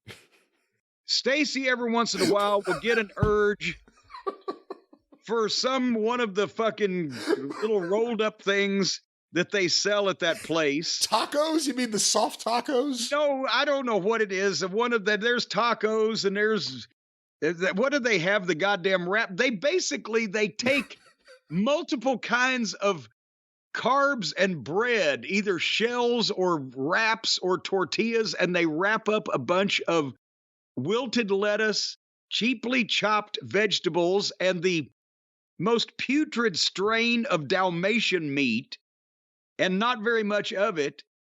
And they apparently fire some liquid heartburn in there and then hand it out to you. You're just it's like eating a rolled up sandwich or a rolled up handkerchief. So the point is. So you've been there. I've seen her, yes. And I've tried to take a bite of, she said, well, this is chicken. Not that I can fucking find. It's a goddamn nasty baby's diaper with some shit in it that may have been chicken flavored. I don't know. But the point is, if the taco is being represented by anybody, it shouldn't be Taco Bell, because isn't that like the same thing with Italian people and Pizza Hut, is that real Mexican people do not like Taco Bell because it's caca food and it's not really legitimate Mexican. I've had real Mexican tacos and fajitas, and there was this great Mexican restaurant we went to in Florida, WrestleMania weekend, and when I was down there for Ring of Honor in 2012, we went there 3 nights in a row. Loved that. Had the fish tacos. We took the boat to Cozumel. Loved those. I wouldn't fucking eat Taco Bell at this point at gunpoint. And there have been 2 fast food restaurants in all of history that I just refuse to even eat anything from, and that's See, See, you can't even eat that. I've still got goddamn heartburn. Crystal and Taco Bell. It's just worthless. You could do White Castle? Oh, yeah. Every once in a while. Now, I did it not long ago because I'd been craving it for a while. And then I did it, and then I realized I won't do it again for another couple years. It was like eating fucking 6 pounds of wet sponges. But the taste you crave, it's there. Give me about half a dozen double cheeseburgers and some fucking French fries, a couple onion rings, maybe a fish, and I'm in there. And then boom, and that's it for a couple years. That should be White Castle's logo. Once every 6 years, you're going to feel good for 3 minutes. Yeah. and then hate yourself. But let me go back to this article here. Under trademark law, ubiquitous terms cannot be owned by anyone, says Maggie Metler, the legal director for Yum Brands, Taco Bell's parent company. Terms such as escalator, aspirin, and yo-yo became so common that their trademarks were canceled. Taco Bell is hoping for a similar result with the Taco Tuesday petition. This is not even describing a product, it's describing a marketing campaign. An escalator is a product, a yo-yo is a product. And like Kleenex, sometimes things become synonymous. Nobody says, oh, can I have a Puffs? Give me a Kleenex. Sometimes things become synonymous, but in this case, this is a marketing campaign. Taco Tuesday. We thought of it. We want people to eat our tacos on Tuesday. It's alliterative. We can put it on commercials. We're in business. Fuck all y'all. The fans can use it all they want, but Taco Bell go piss up a rope. For Taco John's, the buzz that the petition created is welcomed as a way for people to learn the story behind the trademark. There you go. Westrom said, here's a quote, "We just really thank Taco Bell for reminding consumers that this is the place to celebrate Taco Tuesday." That's a great ending. Well, and I don't know. I've never been to Taco John's.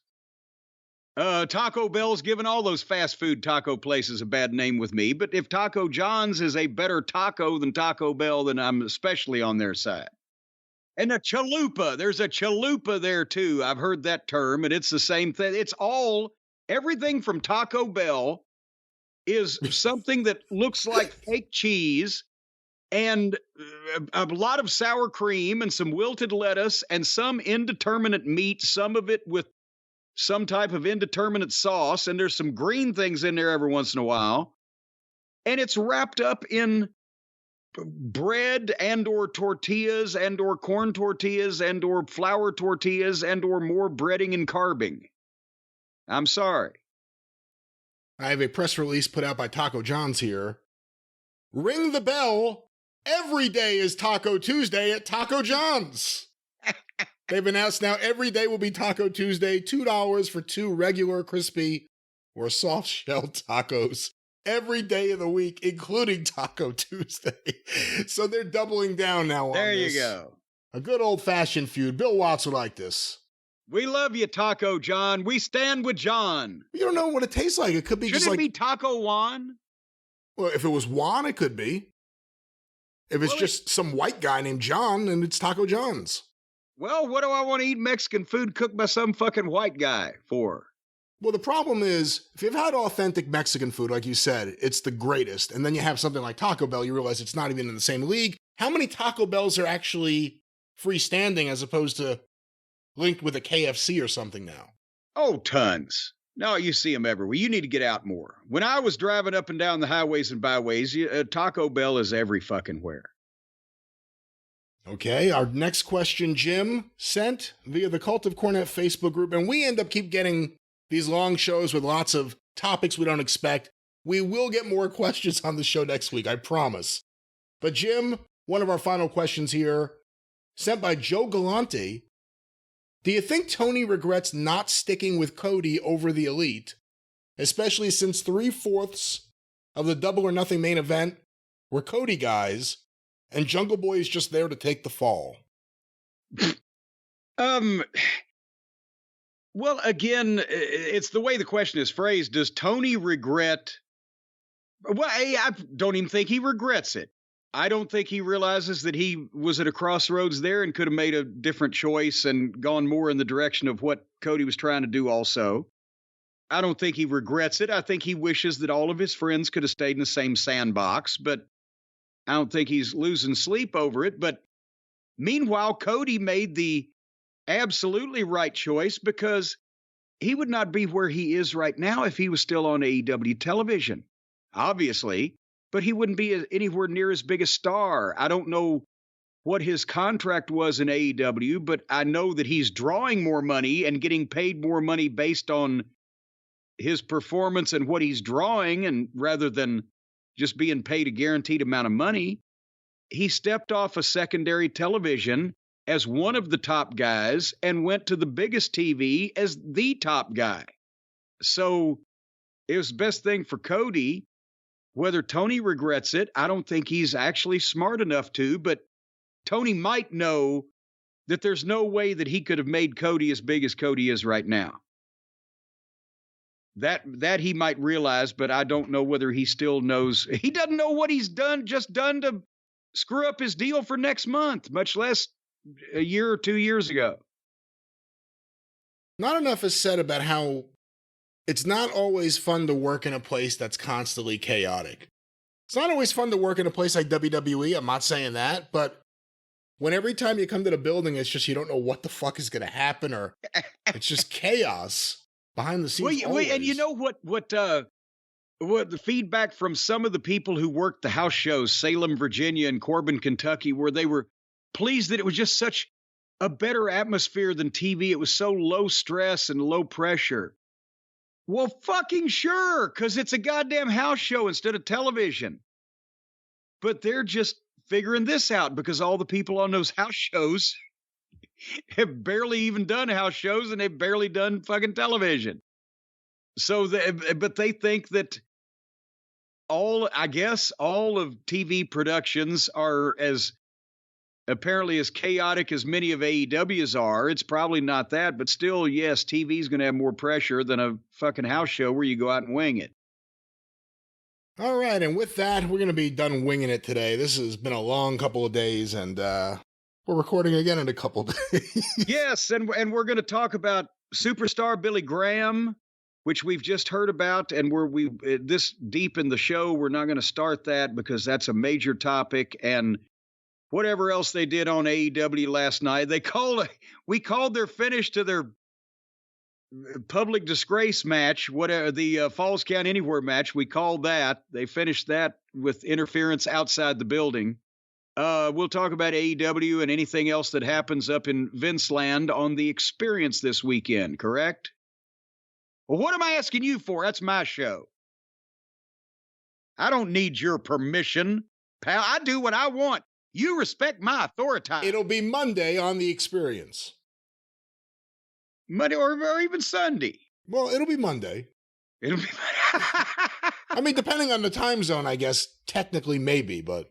Well, it's beer o'clock somewhere. All right, this is your program. This is my program, and you know what? We went long, and you guys know the usual plugs, and you guys will get a song next week with more questions. We'll hear you on the Experience, or unless CM Punk and Tony get into another fight, we'll be back with breaking news audio. But until Monday on the Experience, and next week right back here on the Drive Thru, for Jim Cornette, I'm the great Brian Last. Tally-ho!